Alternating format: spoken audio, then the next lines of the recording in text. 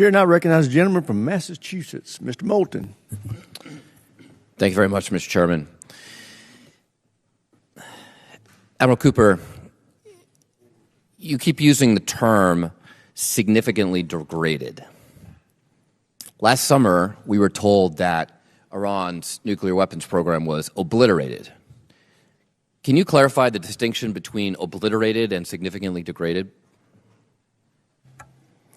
Congressman, again, I think appropriate to talk about anything regarding the Iranian nuclear program. No, I'm not asking you to talk about the Iran nuclear program. I'm asking you to talk about English language. What's the difference between obliterated and significantly degraded? Are they the same? Congressman, anything regarding the nuclear program. I'm not asking you to talk about the nuclear program, Admiral. I'm asking you to answer a question that applies to a lot of things beyond the nuclear program. You've also said that their ballistic missile program was significantly degraded. What does that mean? The specific numbers are best, as you know from your own military President Trump's own experience. national security strategy, which he signed in December, 5 months ago, used the exact same phrase, significantly degraded. So if this was true back then, 5 months ago, then why did we start this war? Was he lying to us then? Congressman, from a military perspective, anything regarding Admiral, the are you familiar with General Westmoreland? I'm very familiar, Congressman. He's well known for talking about body counts. Now, when I think about you in this war, I always think about how you always got up there and would say everything's going according to plan. So let me just ask, Admiral, where was closing the strait in the plan? I'm happy to discuss the specific operational aspects. So did you just not anticipate that? Did you not think that Iran could do that? Or was that part of the plan here? Congressman, for 250 years, the Navy has kept sea lanes open and free.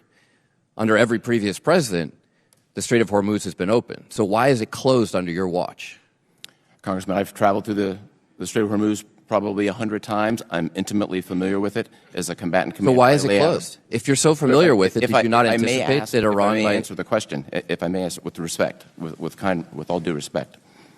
My responsibility as a combatant commander is to lay out all the options, present those to the Secretary and the President. They make policy-level decisions. So you presented the operational aspect. So, Admiral, you presented the reality that Iran might close the strait to the President and the Secretary of Defense. Anything that I discuss with respect to okay, well, let's go back to the plan. Where was begging China for help opening the strait part of the plan?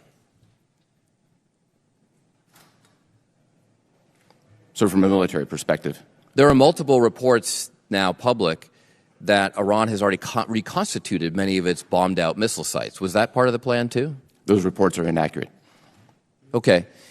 I will actually give you credit for regime change. I know that was part of the plan. You've replaced an 86-year-old in failing health with a fatwa against producing nuclear weapons, with a more hardline guy in his 50s who, in case he wasn't hardline enough, you killed his immediate family.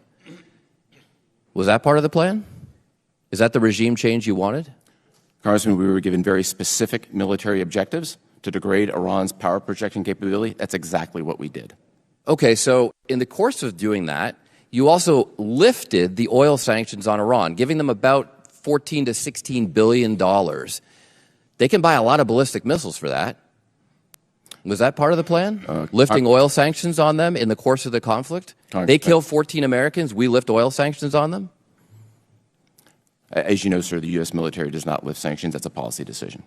Okay, I'm just trying to figure out where it was part of the plan. On March 5th, you talked about how you built the most integrated air missile defense or air defense system in the Middle East, and yet well into the war you had to ask Ukraine for help with defenses against drones. That's not accurate. Okay. What about oil prices, gas prices? Was oil prices going up 56% part of the plan? Congressman, as you know, from a military perspective, we don't deal in oil and gas prices. I defer to the appropriate authorities within the government. Okay, so since none of this seems to be part of the plan, what's the plan now? What's the plan now to actually win this war? Because it feels like we're losing. We don't have a nuclear deal. We don't have the strait open. The president has called for unconditional surrender. Is that part of the plan? Congressman, we achieved all our military objectives. We're presently in a ceasefire.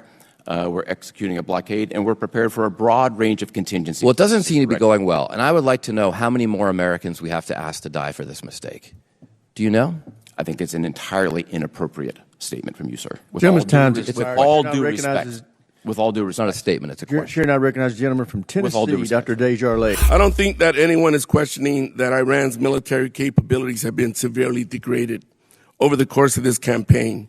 Yet, despite the intense bombing campaign and the apparent eradication of Iran's navy, they are still able to blockade the Strait of Hormuz and hold targets around the region at risk. Admiral Cooper, do we possess the military capability to open the Strait of Hormuz against a military that has been severely weakened? Congressman, I wouldn't want to talk about any specific capability, but broadly speaking, we are well postured to execute military operations across virtually any continuum. But the Strait of Hormuz is still closed. Congressman, the Strait of Hormuz in the last couple of weeks have had multiple instances of ships passing through, including U.S. destroyers, U.S. flagships, and just last night. Secretary Zimmerman, Last night, earlier this passed month, through. there were reports that the Civil Military Coordination Center, or the CMCC, was set to be shut down. The administration denied these reports. Can you confirm whether the CMCC is actually closed, or there are a plan that it will be absorbed into another entity? Admiral, we have public reporting here from the New York Times that the preliminary investigation, the preliminary inquiry concluded that the United States is at fault. Can I also enter this into the record? Without objection, so ordered. Can you confirm that this was, in fact, the finding of the preliminary inquiry? Congressman, I was asked about this last Thursday in a Senate Armed Services Committee hearing. We spent the weekend, myself and the staff, we looked into all 39 incidents that were outlined in the article. My assessment and our staff confirmed only one of them correlated with the U.S. strike. That was the strike in Minhab on the girls' school. That is an active IRGC base. The other 38 instances did not involve U.S. munitions. Okay.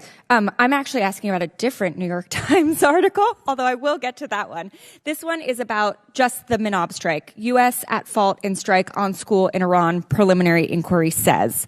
Can you confirm that the U.S. being at fault was, in fact, the finding of the preliminary inquiry into the school strike in Minhab? The only outcome of the preliminary inquiry was that it was brought to my attention. I immediately directed a more sophisticated, comprehensive investigation that would be led by an outside organization. That is in progress. We're coming toward the end of it. And as you mentioned, I'm committed to full transparency. I think this is a vitally important matter. Okay. And when can we expect this investigation to be complete and shared with us? This investigation or any investigation, I'm always reluctant to put a timetable on it. It is coming to the end, and I think transparency is important, ma'am. Okay. And will you commit today to release an unclassified version of it to the public? I do. Committee will come to order. Without objection, the chair reserves the right to declare the committee in recess at any point.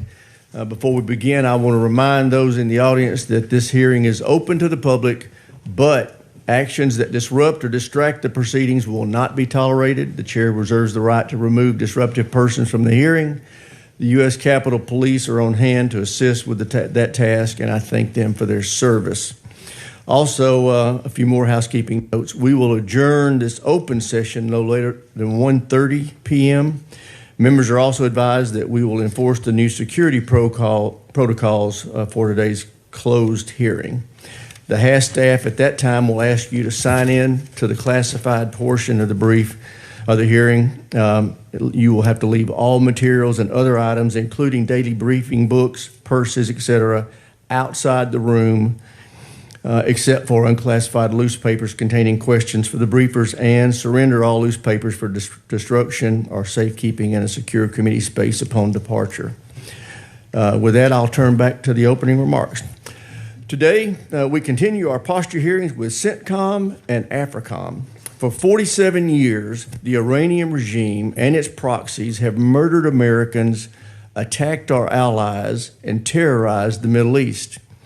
On October 7 of 2023, the world saw exactly what Iran's terror network was capable of when Hamas carried out the deadliest attack on the Jewish people since the Holocaust. The lesson is clear: Iran can never have a nuclear weapon. President Trump is committed to ensuring that that never happens. Last summer, Operation Midnight Hammer delivered a destructive blow to Iran's nuclear program. Operation Epic Fury shattered the regime's ability to shield that program with its conventional forces. Despite the criticism, there should be no confusion about what this operation set out to achieve. Destroy Iran's ballistic missiles and drone capabilities, cripple Iran's navy, and third, dismantle Iran's defense industrial base to prevent it from projecting power outside its borders. And the results were decisive. To quote Admiral Cooper, his written statement, in 38 days, we rolled back 40 years of Iranian military investment, close quote. More than 85% of Iran's ballistic missile, drone, and naval defense industrial base has been damaged or destroyed. The regime's ability to stockpile ballistic missiles and long-range drones has been set back by years. Iran's air force is no more. Over 90% of Iran's traditional navy has been sunk. And Iran is now far less capable of sustaining terrorist proxies like Hezbollah and the Houthis and Hamas. This operation also demonstrated the unmatched professionalism, lethality, and courage of the American warfighter. Every American should take pride in what our forces accomplished under extraordinarily demanding conditions. And we must honor the 13 brave Americans who made the ultimate sacrifice in their service to our country. Operation Epic Fury also demonstrated the enduring strength of America's alliances and partnerships. That begins with Israel, a model ally, fought alongside the United States throughout this campaign. Our Gulf partners and Jordan provided critical access, basing, and overflight support. So too did our NATO allies. Almost without exception, our NATO allies opened their bases and their airspace to support this mission. That access was critical to sustaining an operation of this scale. But this conflict also reminded us who our friends are not. China and Russia reportedly assisted Iran during this conflict. That should concern every American citizen. Any effort by our adversaries to help Iran rebuild its military must carry consequences. And while Operation Epic Fury has concluded, pressure on the Iranian regime continues. I want to hear more from Admiral Cooper about how CENTCOM's current posture, including the blockade of the Iranian ports, is supporting diplomatic efforts by increasing pressure on what remains of the regime. My understanding is that the damage to Iran's oil infrastructure and the loss of millions of dollars in daily revenue are imposing severe economic cost on Tehran. That pressure matters because not only must Iran never obtain a nuclear weapon, it must also not be allowed to dominate the Strait of Hormuz. China is watching closely to see whether the United States will defend freedom of navigation, protect global commerce, and respond decisively to aggression. We must not falter in our resolve. At the same time, we must not forget the area of the Middle East and Africa remain hotbeds of terrorism. It is imperative that we continue hunting ISIS, Al-Qaeda, Al-Shabaab, and other terrorist groups before they can threaten our homeland.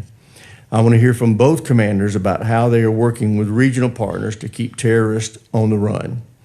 The successful operation over the weekend targeting the second-in-command of ISIS in Nigeria demonstrated once again that terrorists have no refuge from the United States military or our partners. General Anderson, to sustain that pressure, I want your assessment of whether AFRICOM has the necessary resources. I look forward to hearing from all of our witnesses today. With I yield to the ranking member, my friend Adam Smith, for any opening statement he may have. Thank you, Mr. Chairman. Thank our witnesses for coming before us today. The CENTCOM and AFRICOM AORs are incredibly important, and if there's one word to sum it up right now, it's instability. And that instability is incredibly dangerous. Certainly we will talk, I know, a great deal about the war against Iran and the instability in the Middle East, but Africa is also a very unstable place right now. We are engaged in bombing campaign from time to time in Nigeria. ISIS and ISIS affiliates are rising, particularly in Mali, Niger, and Burkina Faso. So that instability is definitely making us less safe. Terrorist organizations have bases of support. An almost caliphate-like situation is existing in Africa, and obviously we've seen the chaos in the Middle East with the rise of Shia-backed militias in Iraq, the ongoing war between Israel and Lebanon, and obviously the ongoing conflict with Iran and the shutdown of the Strait of Hormuz. It goes beyond the national security threat in terms of terrorism, the economy. The impact it's having certainly on our economy, but the global economy as well. And then we can also have the rise of disease. We have a strain of Ebola that apparently is stronger than usual growing up in the DRC, where there is also instability. So the number one biggest thing is, how can we bring more stability to the region, work with partners, allies, others in the region to get us to a better place than we are in right now, because it is as bad as it's been for a very, very long time. On Iran, I disagree with the chairman, unsurprisingly. Yes, we have knocked back a lot of Iran's capability. The truth of the matter is, in all the questions that I've asked, we don't know for sure how much. We don't know exactly how many ballistic missiles they have, what their capabilities are. We know it has been substantially weakened, but we don't have specific answers to that. We also have to worry about the fact that Russia, China, and North Korea are more than willing to be helpful to Iran, and I'm not sure, threats aside, we're in a position to change their mind about that. So we have to be worried about that. But we do know for sure, whatever capability Iran has, they have the capability to shut down the Strait of Hormuz. And frankly, I don't care whether they've got 75% less ballistic missiles, 80% less ballistic missiles. They clearly, the regime is in place. It's not going anywhere. It is more hardline than it was when this war started. And they have done something that they had not previously done, which is shut down the Strait of Hormuz, which is causing massive economic disasters for us and for the entire world.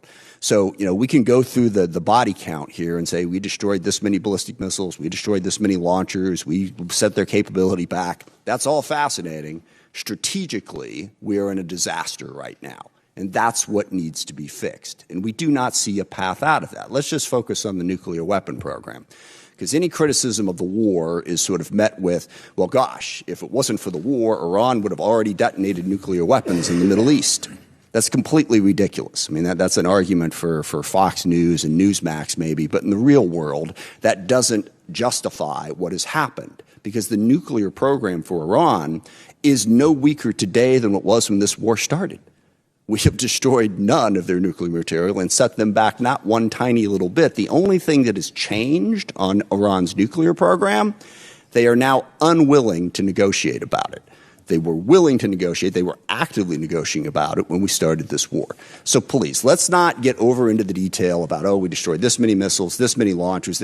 What is the strategic plan to reopen the Strait of Hormuz and get us any closer to stopping Iran's nuclear program? For all the criticisms of the previous presidents, which, of course, the current president was one of those previous presidents, all of those previous presidents managed to stop Iran from getting a nuclear weapon without dropping the Middle East and much of the world into chaos. That is really the difference right now. And I know most of the uniform folks, when we ask these questions, say, well, we're just going to tell you what's going on. We don't do the strategy.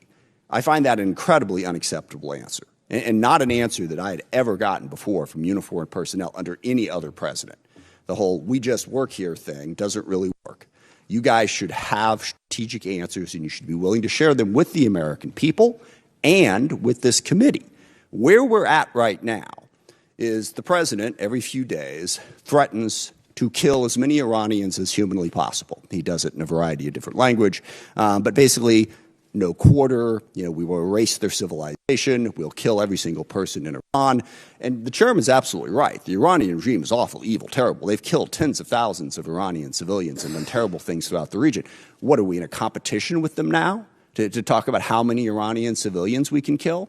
So just saying that pushes a good chunk of the world further away from us. They're like, I don't know that we want to deal with those people. But of course, he says it, and then the next day or 2 days later doesn't do anything, much less that, and then claims that Iran is now willing to negotiate on all these issues. In fact, the absolute nadir of this process was, I think it was 4 weeks ago, when I woke up Friday morning and the president said, Iran has completely capitulated. You remember that? The war was over.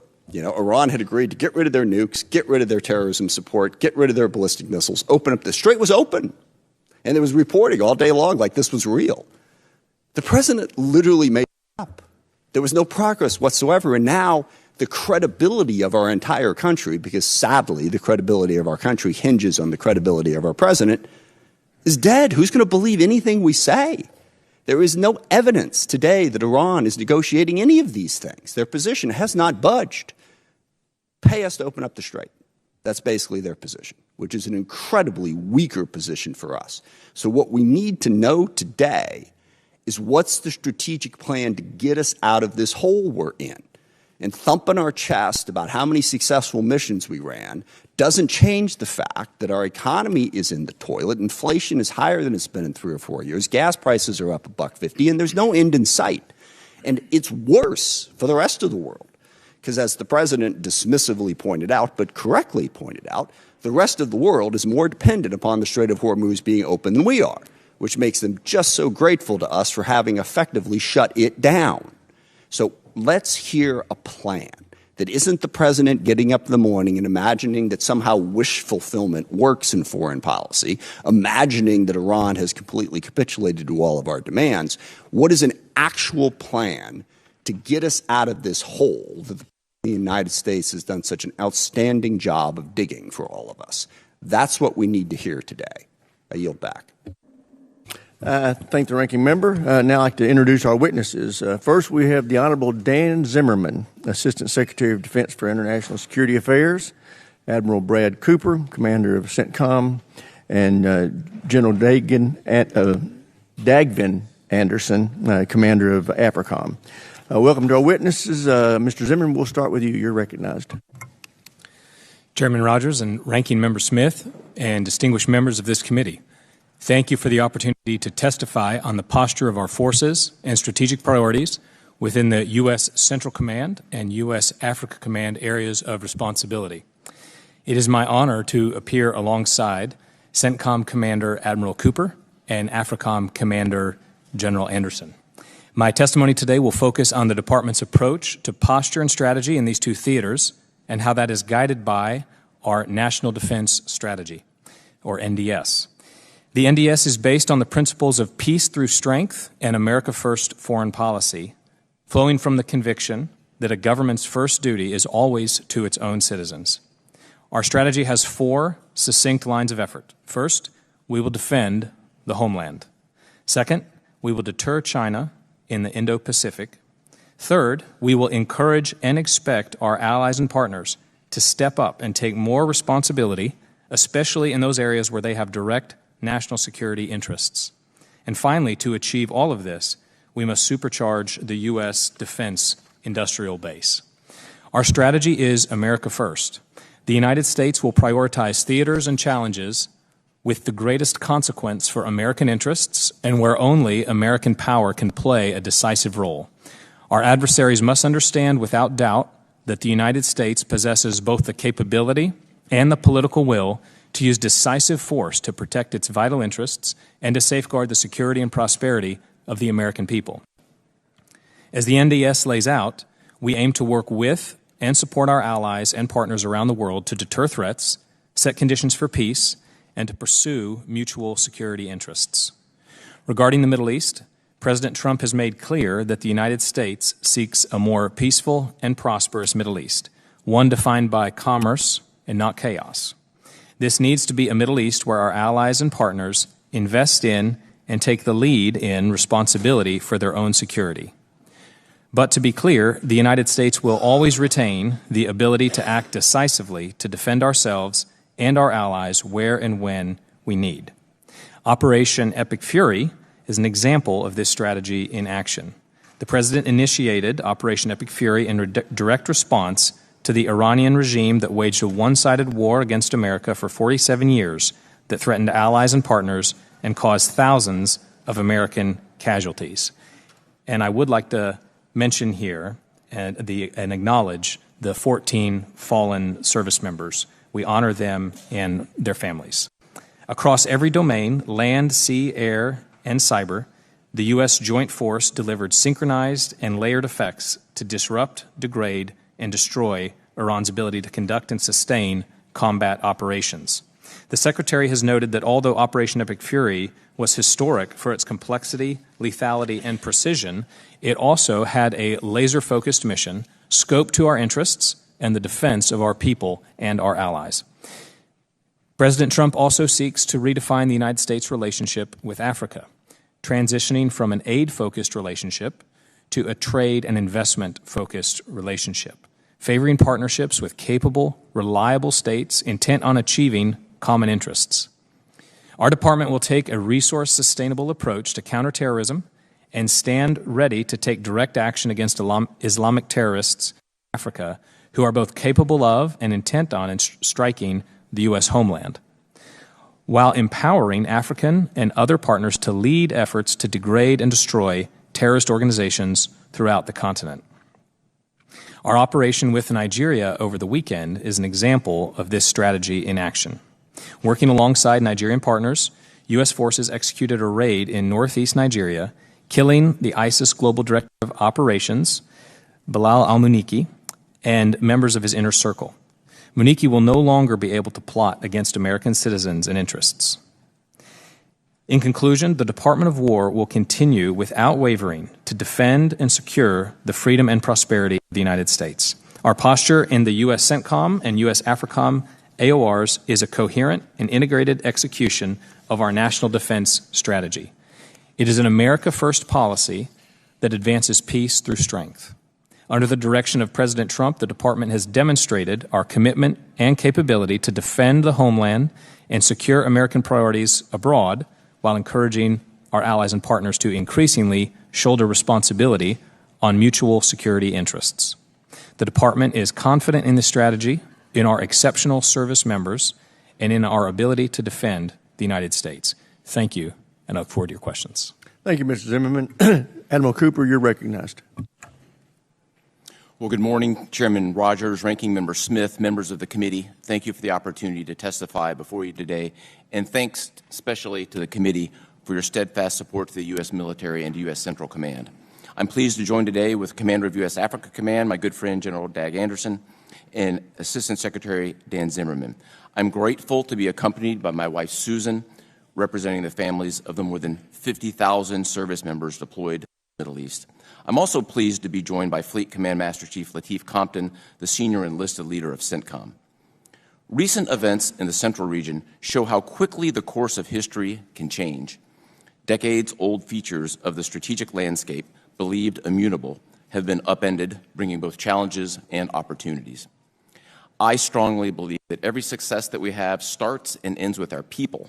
In just the last 7 months, America's sons and daughters serving in CENTCOM have played key roles in implementing the President's 20-point peace plan for Gaza, degrading the ISIS threat in Syria, preventing an ISIS crisis by conducting a historic transfer of over 5,700 ISIS prisoners from Syria to Iraq, creating the most integrated and effective regional air defense architecture ever seen, which was decades in the making, and most recently addressing the rapidly accelerating Iranian threat. U.S. Central Command was created in direct response to the threats posed by the Islamic Republic of Iran, and I'm the 16th CENTCOM commander to deal with the Iranian problem set. For 47 years, the Iranian regime terrorized the region and made hostility to the United States a core tenet of its rule. The regime is an even more deadly threat to its own people, killing tens of thousands of innocent Iranians during protests in January, with public executions ongoing. Iran has long had 3 pillars of intimidation and coercion: their nuclear program, their ballistic missiles and drones, and their proxies, especially Hezbollah, Hamas, and the Houthis. Let's look at each of these. First, all signs pointed to Iran's intent to create a nuclear weapon capability. And then to protect their nuclear program, Iran built thousands of ballistic missiles and drones and they did it for two reasons: to create a shield to make their nuclear site untouchable, and to create an offensive capability so large that regional partners couldn't possibly defend against it. Along the way, their proxies did Iran's dirty work across the region. Prior to the start of Epic Fury, Iranian-supported terror groups attacked U.S. troops and diplomats more than 350 times in the previous 2.5 years, killing 4 U.S. service members and wounding nearly 200 others. To directly counter this accelerating Iranian strategy that we all saw, the U.S. military was directed by the President to execute 2 significant operations, and here are the results. First, Operation Midnight Hammer significantly degraded Iran's nuclear program. And second, Operation Epic Fury significantly degraded Iran's ballistic missiles and drones while destroying 90% of their defense industrial base, ensuring that Iran cannot reconstitute for years. And then finally, Iran spent decades and billions of dollars arming proxies. Today, Hamas, Hezbollah, and the Houthis are cut off from Iran's weapons supply and support. Said a different way, American military action derailed Iran's strategy that was 47 years in the making. So where are we now? The ceasefire continues, and consistent with the President's direction, we've established a highly effective maritime blockade of Iran. To date, we've turned away 88 ships. There has been zero trade into Iranian ports and zero trade out of Iranian ports, squeezing Iran economically and creating powerful leverage for the ongoing negotiations. Of course, these results were not without cost. We honor the memories of the 14 service members who made the ultimate sacrifice during Operation Epic Fury and 2 soldiers and a civilian killed in Palmyra, Syria. They represent the very best among all of us. But before I close, I want to make clear, we are committed to the law of armed conflict. The United States does not target civilians. We take all civilian casualty reports seriously. This is now part of our culture. And I invite each and every one of you, as well as all of your staffs, to visit Tampa and see our targeting process for yourselves. As I sit here, we're clear-eyed. The situation in front of us is complex. High-stakes negotiations continue. Our job is to be ready, and we are. I testify today on behalf of the brave servicemen and women deployed to the central region. It's a great life honor and privilege to serve as their commander, and thank you, and I look forward to your questions. Thank you, Admiral. General, you're recognized. Chairman Rogers, Ranking Member Smith, members of the committee, thank you for the opportunity to provide you an update on U.S. Africa Command. I'm joined today by Command Sergeant Major Garrick Banfield, AFRICOM Senior Enlisted Leader, and it's an honor for me to be here today with my friend and colleague, Admiral Cooper, and Honorable Dan Zimmerman. We all appreciate your unwavering support to our nation's warfighters. Before I start, I'd like to recognize the service of First Lieutenant Kendrick Lamont Key, Jr., and Specialist Mariah Collington, who lost their lives in a tragic accident during African Lion. I would also like to thank our allies and partners, particularly Morocco, who stepped forward when it mattered most. Today, the epicenter of global terrorism is in Africa. ISIS leadership is African. Al-Qaeda's economic engine is in Africa. Both groups share the will and intent to strike our homeland. As the President reported this past Friday, AFRICOM, in close coordination with our Nigerian partners, dealt a significant blow to ISIS global terror network. Our successful mission eliminated several key ISIS leaders, to include Abu Bilal al-Manuki, the most active and impactful terrorist in the world. He was the ISIS financial and organizational mastermind, plotting attacks against the United States and our interests. Manuki's death disrupts ISIS operations around the world, but only sustained pressure and multidimensional approach with the support of partners united by mutual security interests can address this complex problem. As this recent operation demonstrates, AFRICOM is prioritizing willing and capable partners. We support partners with unique capabilities that only the U.S. can provide, such as ISR, targeting, and precision strike. This approach has taken ISIS leaders off the battlefield in Nigeria and driven their leadership in Somalia underground, putting pressure on the broader ISIS network. In West Africa, Al-Qaeda affiliate JNIM has demonstrated increased capacity to control key terrain in the Sahel, most notably by strangling fuel supplies around population centers. The capture of a capital city would provide Al-Qaeda with all the trappings of a nation-state to sponsor global terrorism. With a 75% reduction in our regional posture over the past decade, compounded by the drawdown of our allies, we struggle with an intelligence black hole. Without sufficient indicators and warnings, we risk being blind to the gathering dangers and threats of the region. AFRICOM's lack of expeditionary capabilities and diminished force posture compromises our crisis response. In a crisis, we can surge assets, but you cannot surge trust. Our reduced presence on the continent also allows disruptive actors to drive the agenda and undercut American interests. China views Africa as its second continent, securing control over critical minerals and infrastructure, potentially boxing us out of the resources that energize our industrial base. Africa also serves as Putin's purse, where Russia exploits instability to extract resources, including human lives, to fuel its war machine. To contend with these threats, AFRICOM must think and operate differently. With less than 0.1% of the department's budget, we must maximize every taxpayer dollar to deliver an outsized return on investment. AFRICOM continues to leverage low-cost, high-yield activities to amplify our impact on the continent. International military education and training and the State Partnership Program are reliable force multipliers, forging partnerships with African militaries and demonstrating cost-effective burden sharing.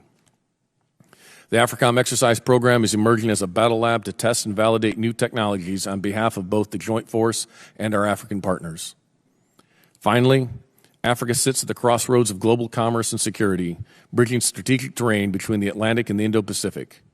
It is the world supplier of critical minerals for advanced defense systems and home to 12 of the 20 fastest-growing economies. By 2050, it will account for a third of the global working-age population. AFRICOM is increasingly focused on this critical convergence of economy and security and stability. Our efforts span all elements of national power, and we coordinate closely with state, commerce, energy, and treasury. The Department's new Economic Defense Unit has been an invaluable partner. To defend the homeland, promote U.S. interests, and ensure effective crisis response, AFRICOM needs targeted investments in layered non-traditional ISR, innovative force protection, programs that enable willing and capable partners, the opportunity to expand experimentation, and the ability to respond to crisis at the time and point of need. Africa is a continent of opportunities, not only crises. With the continued support of this committee, I can assure you that every dollar you authorize for AFRICOM will contribute directly to the security, safety, and prosperity of the United States. Thank you. I look forward to your questions. Thank you, General. Thank all the witnesses for being here in those testimonies. That's very helpful to us. I recognize myself for questions. Admiral Cooper, you have spent the last 6 years in either senior leadership or command positions in the Middle East. In your expert opinion, was there any time over the last 40 years that Iran or the Iranian regime posed a greater threat to the United States, Israel, and our allies in the region before Midnight Hammer and Epic Fury? No, sir. So are they less capable today than they were before those exercises? They are significantly less capable today than they were before the two major operations. And what would a nuclear-armed Iran mean for our partners in the Middle East and our presence there? Well, clearly the President has stated Iran will not be nuclear-armed. It would obviously represent a very highly destabilizing element into the region and have global impact. So basically, we're safer, our country's safer, and our allies in the region are safer because of what our President's done in Iran over the last couple of months. We are unquestionably safer as a result of U.S. military actions. Thank you. General Anderson, the operation that eliminated the global ISIS second-in-command over the weekend demonstrated the growing terrorist threat in your AOR, but also the value of the partnerships that we have there. How are you strengthening the partnerships in your AOR going forward to make sure that that threat doesn't make it to our homeland? Chairman, that's an incredibly important point because we cannot operate there and respond to these crises or these threats without the access, basing, and overflight that is dependent upon the relationships with these partners. So we are investing a significant amount of effort in order to build those relationships and build that credibility. The operation over the weekend built a lot of that credibility of what the U.S. can bring and that those unique capabilities can be brought to bear in conjunction with our partners. The Nigerians have been instrumental throughout the last several months developing the target, helping us with the intelligence, and providing support in order to do that. So it could not have been done by our own forces, that we needed to do that in conjunction with them. We are using that to leverage that to engage with other nations, such as those in the Sahel, where the terrorist threat continues to grow, to try to open that dialogue so we can address this mutual threat. Is there anything in particular that this committee could do to be helpful to you in developing partnerships that can benefit us in the future? Yes, sir. I think some key investments in some of the expeditionary capabilities, such as a float forward staging base, expeditionary ISR is critical to that. Support for continued engagement with small teams, such as our special operations teams or small conventional trainers, goes a long way. And then the last one I would say that is not as much in the military realm, but where we see the security convergence and intersection with economics is encouraging investment and development in Africa that allows for that stability to continue to develop, because security depends upon stability. That allows investment, and that leads to prosperity, and that's eventually helps protect the United States in the long run. So while not directly our role, we can help identify those areas where those investments have security implications. Yeah, well, I do think it's important when we talk about our role there that we make it clear to the larger universe of members of Congress that we do need to be building partnerships in the African continent, and we don't need to be tying that to them changing their cultural values necessarily. We need partnerships, and whether we like it or not, China and Russia and Iran are all down there building partnerships, and they're not judging these people based on their cultural values. So it's something I think we can learn from. With that, I will yield to the ranking member for any questions he may have. Thank you. Admiral Cooper, you mentioned in your opening remarks the commitment of your command to preventing civilian harm. So just two questions about that. One, it's been 80 days, thereabouts, since the initial bombing campaign that struck the girls' school in Iran. Tehran killed, I think, over 150 schoolgirls. It's really pretty clear what happened there. But 80 days on, we have not taken responsibility for that attack. The endless stalling that's being investigated, it's being investigated, it's being investigated.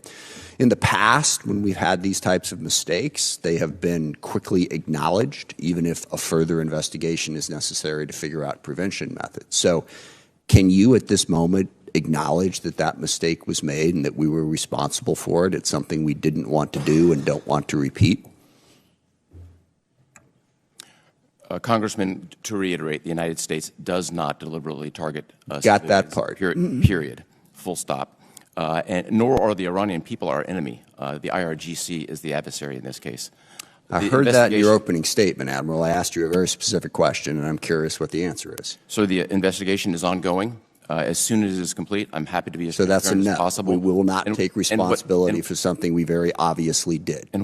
So it's a complex investigation. The school itself is located on an active IRGC cruise missile base. Absolutely. It's more complex than the average strike. As soon as we're complete, I'm fully committed to transparency, given your important oversight role and the other members here. Just so you know, and I have an enormous amount of respect for you and an enormous amount of respect for the Pentagon, I do not trust that answer. What we've seen out of the Secretary of Defense and his callous disregard for any sort of rules of engagement or protecting civilian life may make us suspicious. And that's the only second question I have for you. Do you think it's ever appropriate for anybody in a leadership position to use the words "no quarter" when describing how we are conducting our operations in Iran? So I think it's appropriate as military leaders. We follow the law of armed conflict and our constitutional responsibilities, and that's what we've done. And you would agree that no quarter is not following the law? I would agree it's our constitutional responsibility to follow the law. Is no quarter following the law or not? I would agree that we follow the law, sir. But you're not going to get specific the monikers and how other people have sort of a general, generic understanding of it, and then do whatever we want to do with no accountability. Look, people make mistakes. It's in a war. Things happen. I get that, okay? And I'm not going to be as overly judgmental as some. But that the arrogance of this Pentagon and their unwillingness to acknowledge any mistake is precisely the reason that we are in the hole that we're in with no way out of. Somebody in that command needs to own up to the dumb things that are said and done to give us some confidence that they won't keep happening. Mr. Zimmerman, can you explain to me how it works, why it is considered to be intelligent for the president day after day after day to keep saying that Iran has agreed to things that very clearly they have not agreed to, which then becomes obvious to the entire world within some 24 to 48-hour time period. Help me out here. What is the strategy of the president standing up and saying, we have defeated them, the war is over, they've agreed to everything? I mean, doesn't that just make us look like a bunch of clowns past a certain point when it becomes obvious that that's not the case? Congressman, the president's willingness to act decisively to protect Americans and our partners and allies has advanced U.S. credibility. It has not sunk U.S. credibility. Well, but addressing this specific issue, we could have that debate in a different direction. But he has repeatedly said that Iran has agreed to things that they obviously have not agreed to. And let me ask the question this way. Is the president misinformed? Are people doing a bad job of informing him about what's going on? Is he that ignorant about the circumstances? Or is he just making it up as part of some, I don't know, six-dimensional chess strategy here? So why? The president has the best information available to any head of state. Why does he keep getting it wrong then? The president does not keep getting it wrong. The White House is leading these negotiations to find a long-term solution. I'm sorry, you have 20 seconds left here, but he doesn't keep getting it wrong. He says, literally, the strait is open. Iran has agreed to give up their nuclear weapons. Iran has agreed to give up their ballistic missile programs. That's your basic question. Is the Strait of Hormuz open? Has Iran given up their nuclear weapons? The Strait of Hormuz is a complex situation right now where you have a severely degraded foe. I hope you look back at this and understand how bad this is making you look. I mean, look, you can answer the question now. You can challenge me in 1,000 different ways. But to just pretend that reality isn't reality and say it over and over again in a public hearing, I'm sorry, that's not helping our credibility. Thank you for the indulgence, Mr. Chairman. I yield back. Chair now recognizes a gentleman from South Carolina, Mr. Wilson. Thank you, Chairman Mike Rogers, for your correct assessment that the American military is unmatched professionalism, as we see with the three witnesses today. How reassuring for the American people and how a deterrence it is to the enemies we have around the world. I've never been more appreciative of the American military than I am today. As a 31-year veteran myself, I'm really grateful that I've had 4 sons serve in Iraq, Egypt, Afghanistan, to see the success. And dictators are on the run. It began, I'm grateful, with dictator Assad in Syria. And he actually, an honor, he declared me an enemy of the state November a year ago. And then with President Trump's election, he fled to Moscow. And now President Trump is giving Syria a chance. The dictator's gone. And then I'm really grateful that the dictatorship in Venezuela has been removed. Again, what extraordinary success. I was really grateful to have the opportunity to let President Trump know how much the American military, American citizens appreciate that he showed that the Russian anti-aircraft capability is not very good, Chinese radar fails, and Cuban mercenaries are expendable.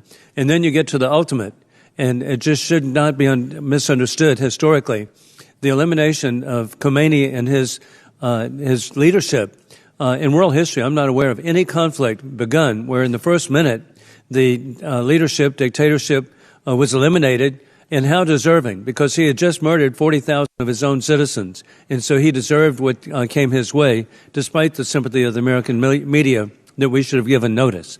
With that in mind, too, around the world, from operations in the Western Hemisphere against narco-terrorists to decisive action against the Iranian regime, through Operation Epic Fury to the continued efforts against terrorists and malign actors across Africa and the Middle East, our service members have demonstrated extraordinary courage, precision, and unmatched professionalism.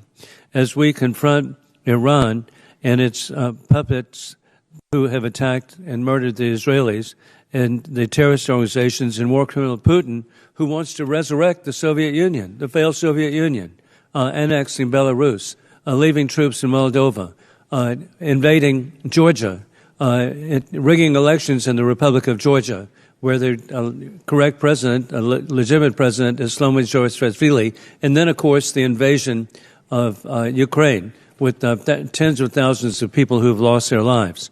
With that in mind, the growing influence of the Chinese Communist Party, We need to assure that the Central Command and Africa Command have the posture, partnerships, and capabilities needed to defend the homeland, protect our allies, and achieve peace through strength. With that, Admiral Cooper, you have documented really well the success of Operation Epic Fury, which has been a devastating blow to the dictatorship in Iran and ability to murder Israelis and Americans. In your assessment, has this degraded Iran's ability to generate another October 7th with mass murder of Israeli citizens? Congressman, first, thank you for your own service and that of your children. We honor them today. My assessment from a military perspective is, as we sit here today, Hamas, Hezbollah, and the Houthis have been cut off from the decades-long flow of military supplies, and thus mitigating and eliminating any chance of a future October 7th based on the circumstances right now. I just agree with your assessment, and it's just remarkable, the achievements of our military. And Secretary Zimmerman, I appreciate your North Carolina heritage, and the Department has promoted partners in both the Middle East and Africa to assume more responsibility for their own security. How are we achieving this without creating a vacuum against war criminal Putin or the Chinese Communist Party or the regime in Tehran? Thank you, Congressman. And as we are working to find operationally independent partners with shared security interests who can responsibly take up the security burden alongside us, we are very clear-eyed about the threats across the CENTCOM and AFRICOM theater that these adversaries present. And we have not lost sight of those. And indeed, Admiral Cooper, we did have allies come to work with us in Operation Epic Fury. Can you identify key allies that were helpful? Congressman, most notably, we literally served side by side in this broad Middle East air defense network with 5 Middle East partners, UAE, Saudi Arabia, Bahrain, Qatar. Gentleman's Kuwait, time's expired. Chair, and I recognize the gentleman Jordan from and Connecticut, Mr. Courtney. Thank you, Mr. Chairman, and thank you to the witnesses. Mr. Zimmerman and Admiral Cooper, in your testimony, Admiral, you in page 3 stated that one of the top priorities of CENTCOM is preserving America's advantage and position of strength relative to China. Mr. Zimmerman, in page 1, you said, secondly, we will deter China in the Indo-Pacific region through strength, not confrontation. So the U.S. Naval Institute publishes a weekly ship tracker, which identifies where our surface ships are located around the world today. So last night's tracker shows that there are 25 warships that are in the Central Command region. 2 more minesweepers are apparently on the way to join the fleet. In Indo-Pacific, we have 1 carrier, the George Washington, which is not actually just being fitted out for deployment. It's not actually underway with a strike force. And we have 1 ARG-MU amphibious ship with 3 accompanying vessels. That's 4. That's the total count. That's 52% of the surface of the Earth is in the Indo-Pacific region. And because of this war, we have ships that are home ported in Yokosuka, Pearl Harbor, that are now situated in Central Command. And I guess the question I have for you, Mr. Zimmerman, the National Defense Strategy states that the U.S. will build and sustain a strong denial defense along the first island chain. Right now, I don't know how that's possible, given the fact that so many forces, naval forces, have been concentrated in command. How is this policy, this war, aligned with our national defense strategy, which identified China as still the number 1 pacing threat? Congressman, we remain fully committed to the priorities as you have outlined them there, including denial defense, and deterring China peace. With what? Congressman, we retain the ability to act decisively when and where we need to around the globe. That's all part of the global force management process. The Indo-Pacific theater is not part of my theater, so I'll be careful how broadly I speak. But rest assured, the Department is 100% committed to the priorities laid out in the NDS, and we retain the ability to act to implement all those priorities, Thank you. So, Mr. including. Chairman, I'd just ask that the USNI tracker dated May 18th be admitted to the record, which again just shows the incredible imbalance that we have right now in terms of the positioning of our fleet. I would also note, Mr. Rogers correctly stated how important it is to build up partnerships. Right now, we have a terrible energy crisis in this country, which Mr. Smith referred to. Eastern Asia is of a totally bigger, more catastrophic magnitude. Countries are implementing 4-day work weeks. They're doing rationing because of the fact that not only is the price is not going up, but because they depend on the Strait of Hormuz, supplies are actually being run down right now. It is not really hard for people to sort of understand who's causing this in terms of countries that we are trying to build partnerships. And frankly, I think that is another strategic harm that this war has created in terms of, again, the number one identified defense challenge that we face, according to Trump's own defense strategy. Admiral Cooper, I have a couple quick questions for you. Is a blockade an act of war? So we're executing the blockade today consistent with international armed conflict. Well, the international law actually, in terms of blockades, was established in 1909 at the London Naval Conference, which the U.S. participated in, and the U.S. Senate actually voted to endorse. And it defined blockades as an act of war. Blockades don't work unless you have warships there to enforce them. So, of course, it's an act of war. I mean, and again, that's black letter maritime law, isn't it? So I defer to the Department as well as the White House in any characterization of how we execute business from a combatant command standpoint. From my perspective, we execute the orders as given, and today the legal umbrella that we're operating under is international armed conflict. Well, it is really, as I said, not even a question of law or facts. I mean, if we had a Navy blockading the port of New York and New Jersey, we would treat that as an act of war.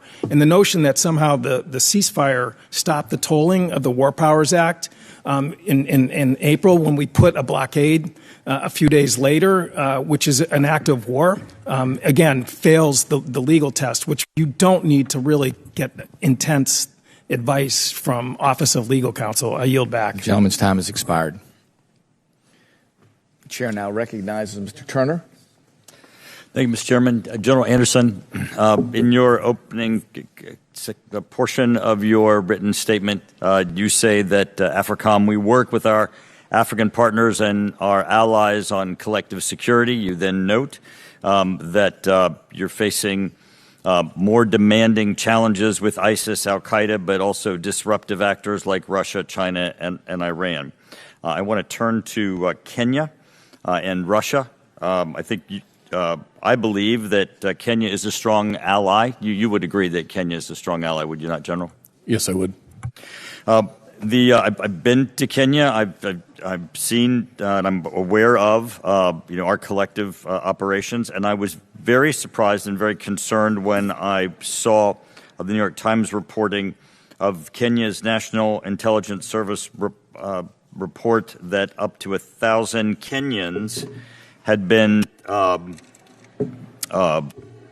solicited by Russia and had been taken by Russia to fight in Ukraine, and that they had taken them from Kenya and they'd ended up in the front lines of Ukraine.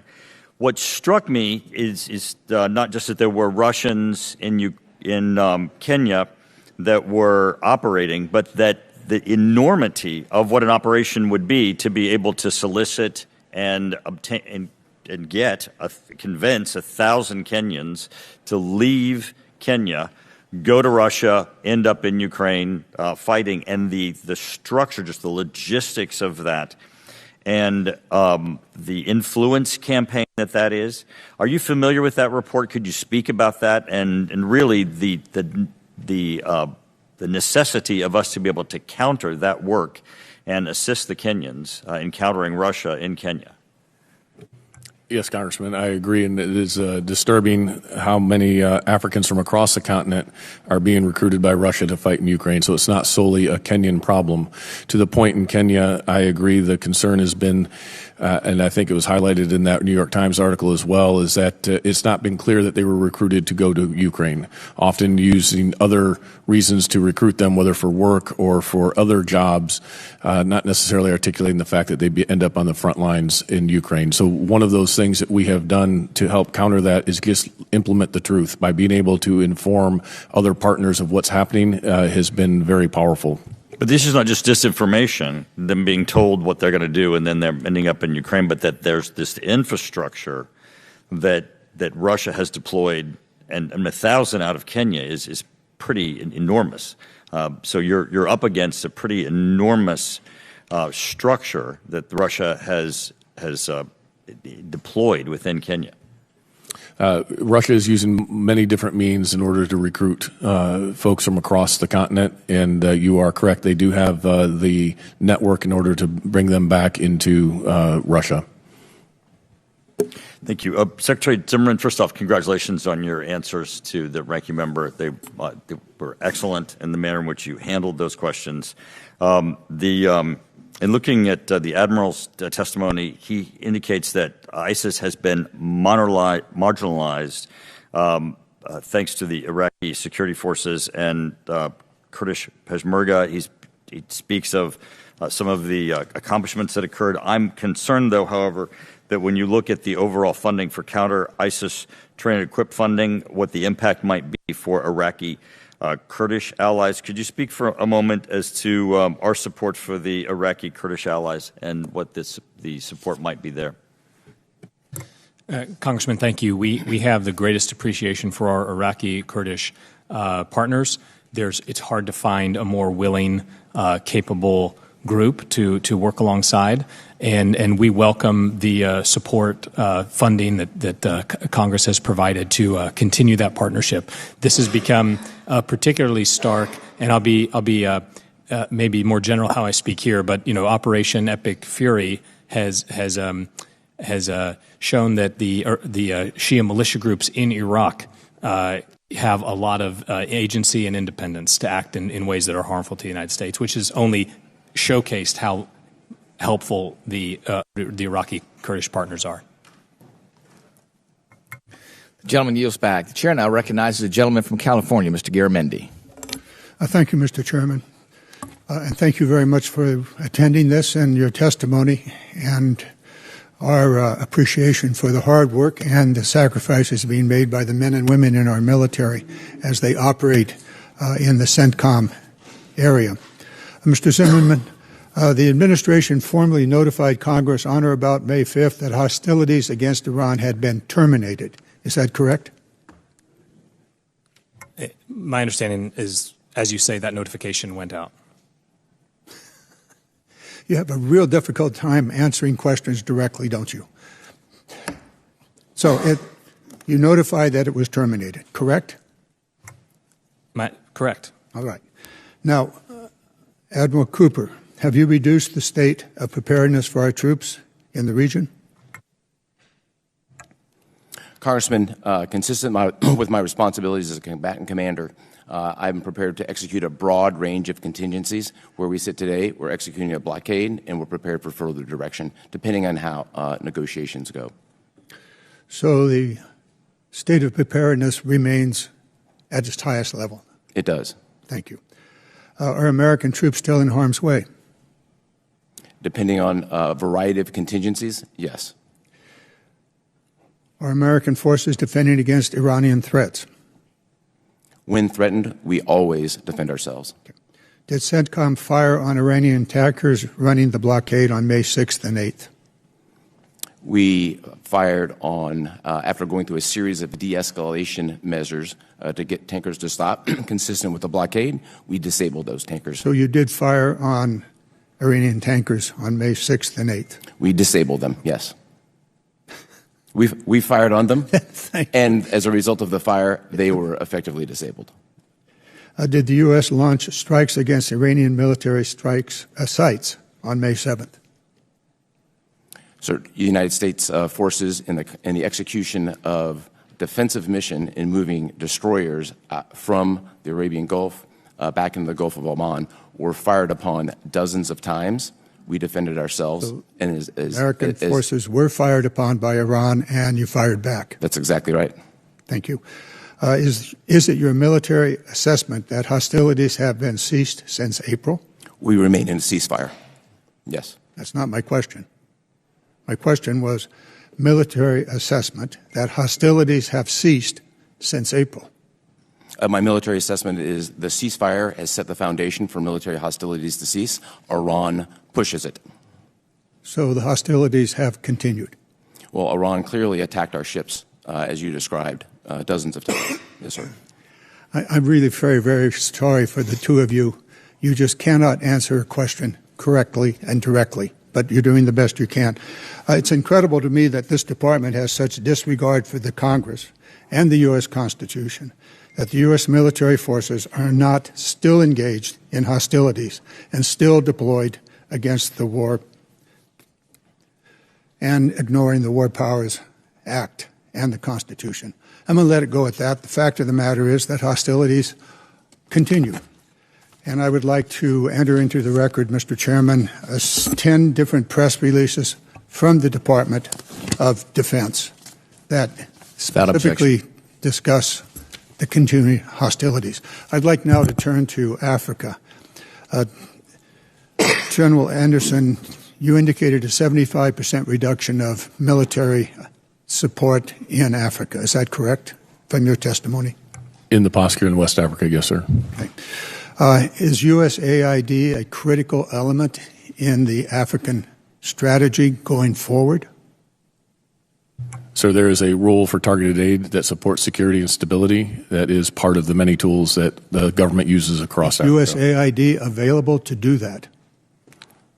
It doesn't exist, does it? It does not exist today, sir, no.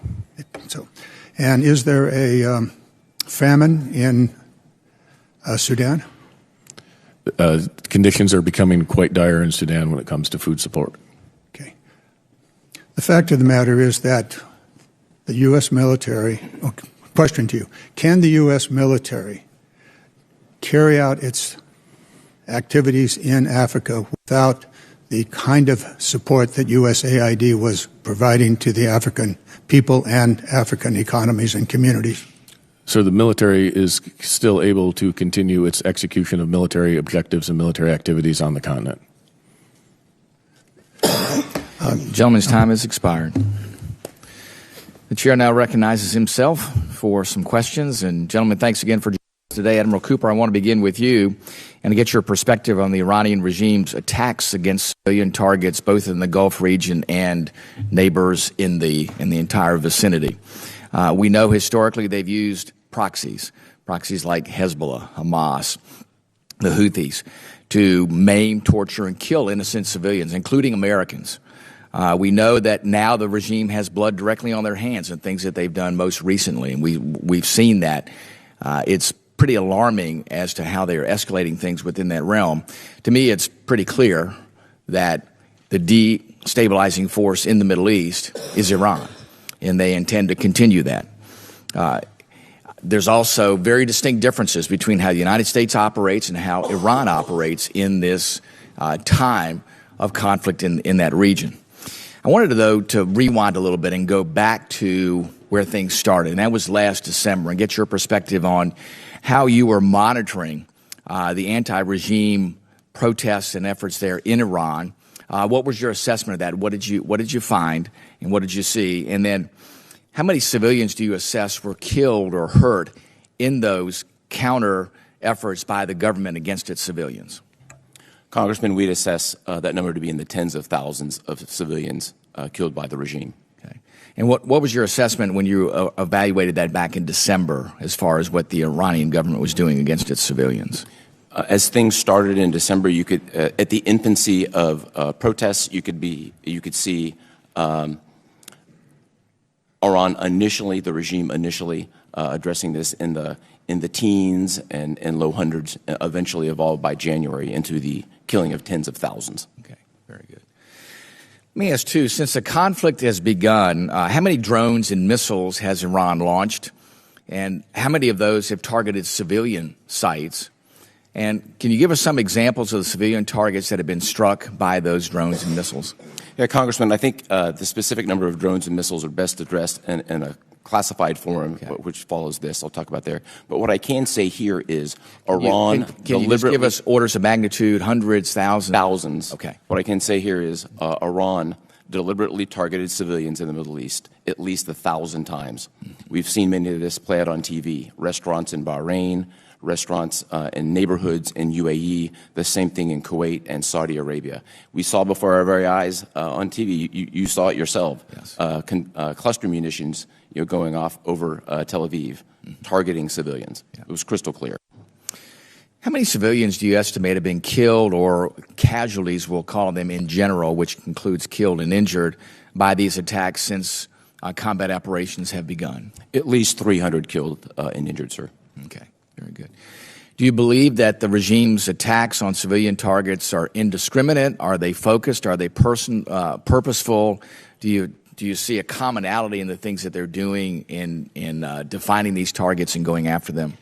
The 1,000 attacks were deliberate. Okay. Was there any rhyme or reason that you saw behind what Iran was doing and who they were targeting? Was there any purpose behind that, or was it just indiscriminate? I think you saw a terror regime executing terror-like attacks, living up to their billing more than 1,000 times. The only rhyme or reason and consistency, it was against innocent civilians. Gotcha. Let me ask this. You bring up innocent civilians, and that I think is a critical point here. The regime kind of talks both ways, talks about wanting to settle things and wanting to bring their country back to a stable state, yet with them indiscriminately targeting innocent human lives, the regime seems not to have any regard for innocent civilians and is wanting to continue its theocracy there. Give me your perspective about where you think the regime has been when all this began back in December and where it is today. Has that place in their mindset changed based on this, or are they still on the path of indiscriminately targeting civilians? They remain on the same path, Congressman. We saw them kill tens of thousands of their own people, and since the ceasefire, we've seen them hang dozens of people. Gotcha. Just yesterday, you saw the chief of police proudly announce that they arrested 6,500 Iranians for no reason. Mm-hmm.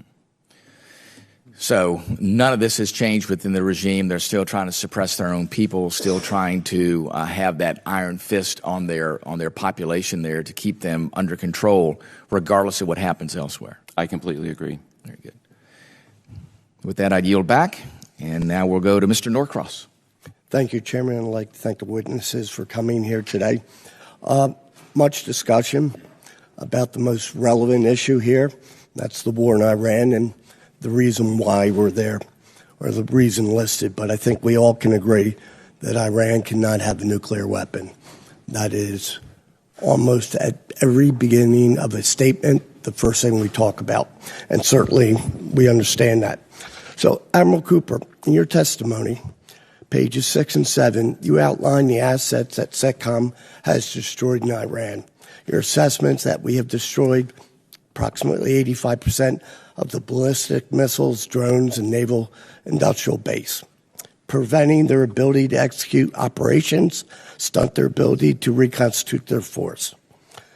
Despite that assessment of degraded capabilities, what wasn't happening prior to this war is now happening, and that's the Strait of Hormuz being closed. Can you give us the difference between that assessment, which you laid out to us, and how the straits are now closed? Congressman, thank you very much for that. I think these are two separate matters. There is a linkage that I'd like to discuss in a closed forum for sure. With respect to their conventional capability, if I zoom out and directly to the ranking member's point, from a military strategy perspective, we absolutely derailed decades of what Iran was trying to achieve with their ballistic missiles, their nuclear program, and the proxies. That's one piece of it. I think equally important is their ability to build and reconstitute That's been eliminated. This will not. So that part's been eliminated. On the Strait of Hormuz itself, Yeah. sir, to your question, I think there's several important factors here. The blockade itself, which we are controlling, nothing is going in or going out. On the Strait, there are a lot of it's a complex environment. The chairman of the Joint Chiefs characterized it this way. Iran's capability is significantly degraded. So their voice is very loud. So why is it closed? As we sit here today, there are low volumes of ships that are going in and out. Factors, we had 2 U.S. flag ships go out just last week. If you look at your gas prices, nobody's thinking that Strait of Hormuz is open. That is the real measure that we go with. But let me go on. Excuse me. In the wake of Operation Midnight Hammer, Congress, House Armed Services Committee, and most importantly, American people were assured that Iran's nuclear capabilities and their map were completely destroyed. The president's own words, completely and totally obliterated. This assessment was why that operation was done. If it is completely destroyed, how is it that the issue of a nuclear weapon is still the number one focus and we're not addressing that? Congressman, I think anything regarding the Iranian nuclear program is best placed in a classified Well, these are words that the president has used. So if it has been destroyed, why are we in this war? Because destroyed means it's not coming back. Your actual publications talk about the term destroyed, that it cannot be reused. It is completely useless. So if it has been destroyed, why is a nuclear weapon the number one issue? Again, sir, I think anything regarding Iranian nuclear weapons capability is best discussed in a classified form, and I'm happy to talk about it. So I have to assume by that statement that either A, it has not been completely destroyed, and that's why we have to go back in the classified, and I get that. Because if it was, we wouldn't be at war. With that, I'll yield back. The gentleman yields back. The gentleman from Georgia, Mr. Scott, is now recognized. Thank you, Mr. Chairman. And I'm going to read this just for the benefit of the American citizens and others that are watching. This is from Dan Zimmerman's testimony. The Center of Islamic Terrorism has shifted from the Middle East to Africa. There's another statement in here that says Islamic terrorists in Africa are both capable and intent of striking the U.S. homeland. Is that correct, Mr. Zimmerman? Correct. General Anderson, your statement, terrorism remains the most acute threat in Africa. U.S. AFRICOM's area of responsibility has become the center of gravity for global jihadism, with West Africa accounting for over 51% of global terror-related deaths in 2024. ISIS West Africa, JNIM, Al-Qaeda. Pretty powerful paragraph written there that I hope some people will take heart to. What can AFRICOM, as you know, I spent a fair amount of time on the continent between this committee and another one, not do today that it could do 5 years ago, and what is being done to correct that? Congressman, I think the best example I can give is that 5 years ago when I was commander of Special Operations Command Africa, we rescued American hostage Philip in 96 hours. Largely because we had access, placement, and relationships.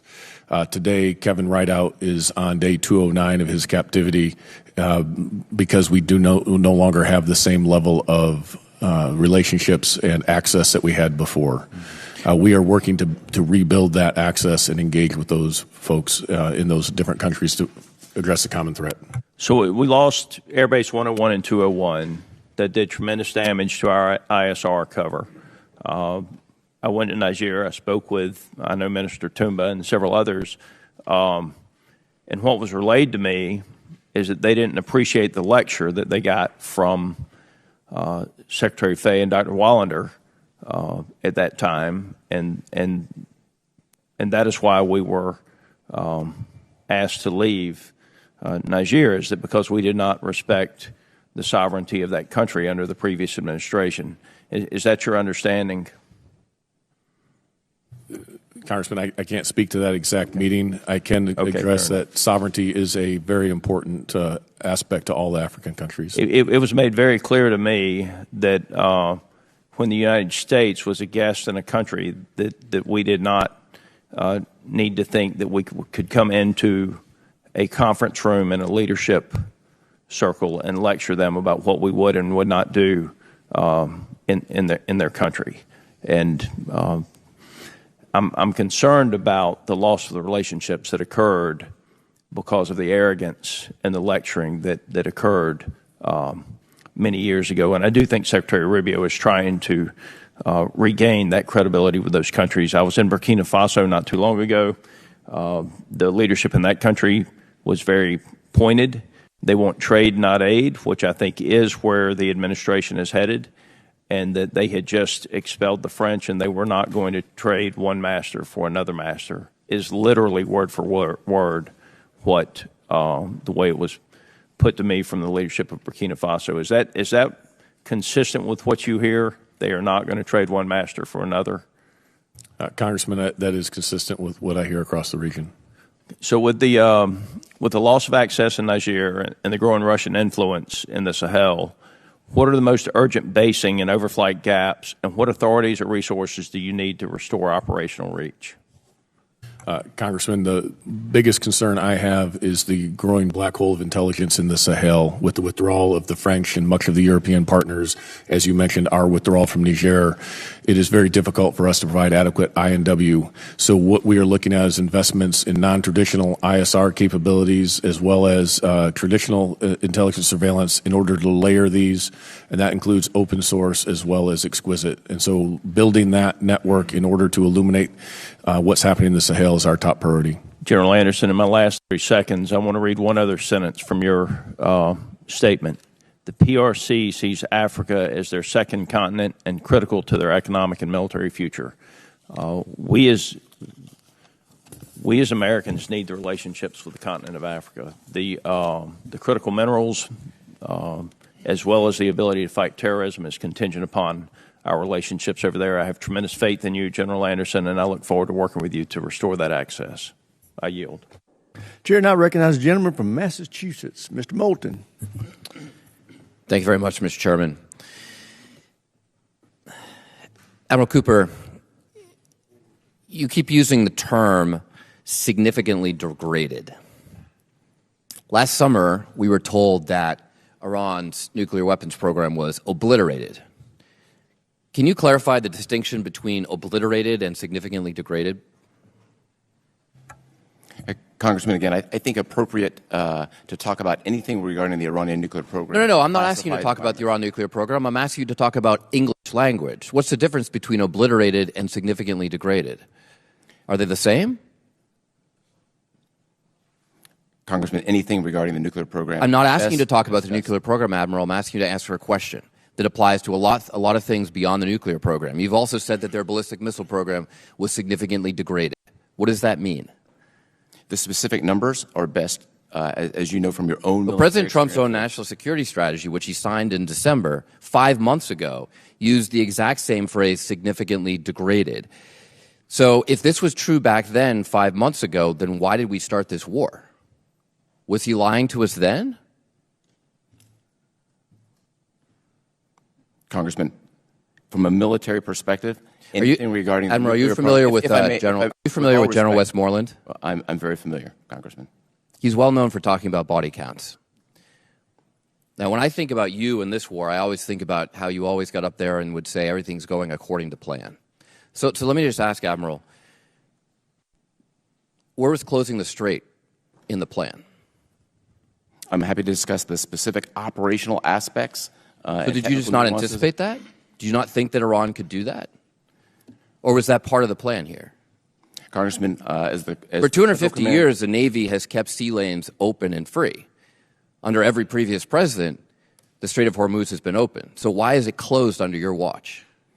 Congressman, I've traveled through the Strait of Hormuz probably 100 times. I'm intimately familiar with it as a combatant commander. So why is it closed? If you're so familiar with it, did you not anticipate that Iran might answer the question? If I may answer with respect, with all due respect.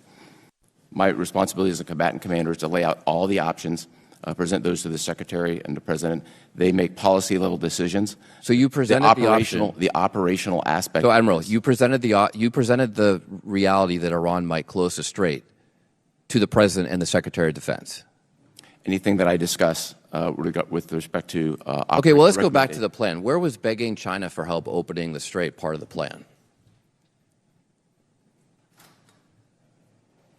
So from a military perspective, there are multiple reports now public that Iran has already reconstituted many of its bombed-out missile sites. Was that part of the plan, too?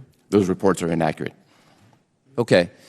I will actually give you credit for regime change. I know that was part of the plan. You've replaced an 86-year-old in failing health with a fatwa against producing nuclear weapons, with a more hardline guy in his 50s who, in case he wasn't hardline enough, you killed his immediate family. Was that part of the plan? Is that the regime change you wanted? Congressman, we were given very specific military objectives to degrade Iran's power projection capability. That's exactly what we did. Okay, so in the course of doing that, you also lifted the oil sanctions on Iran, giving them about $14 to $16 billion. They can buy a lot of ballistic missiles for that. Was that part of the plan? Lifting oil sanctions on them in the course of the conflict? They kill 14 Americans, we lift oil sanctions on them? As you know, sir, the U.S. military does not lift sanctions. That's a policy decision. Okay, I'm just trying to figure out where it was part of the plan. On March 5th, you talked about how you built the most integrated air missile defense or air defense system in the Middle East, and yet well into the war you had to ask Ukraine for help with defenses against drones. That's not accurate. Okay. What about oil prices, gas prices? Was oil prices going up 56% part of the plan? Congressman, as you know, from a military perspective, we don't deal in oil and gas prices. I defer to the appropriate authorities within the government. Okay, so since none of this seems to be part of the plan, what's the plan now? What's the plan now to actually win this war? Because it feels like we're losing. We don't have a nuclear deal. We don't have the strait open. The President has called for unconditional surrender. Is that part of the plan? Congressman, we achieved all our military objectives. We're presently in a ceasefire. We're executing a blockade, and we're prepared for a broad range of contingencies. Well, it doesn't seem to be going well, and I would like to know how many more Americans we have to ask to die for this mistake. Do you know? I think it's an entirely inappropriate statement from you, sir. With all due respect. With all due respect. It's not a statement, it's a question. Chair, now recognize the gentleman from Tennessee, Dr. Desjardins. Thank you, Mr. Chairman. Admiral Cooper, Israel, Jordan, and our partners in the Gulf demonstrate historic capabilities and cooperation to defend themselves and enable Operation Epic Fury. This trust was not built overnight. What role does CENTCOM's long-running military partnership and security cooperation play to achieve these operational effects? So our partnerships in the region over the last several months from the mill-to-mill perspective have been dramatically enhanced. I'd particularly like to cite the shoulder-to-shoulder operations with 5 of the 6 GCC countries with whom we have Patriot batteries assigned, not just figuratively, but literally.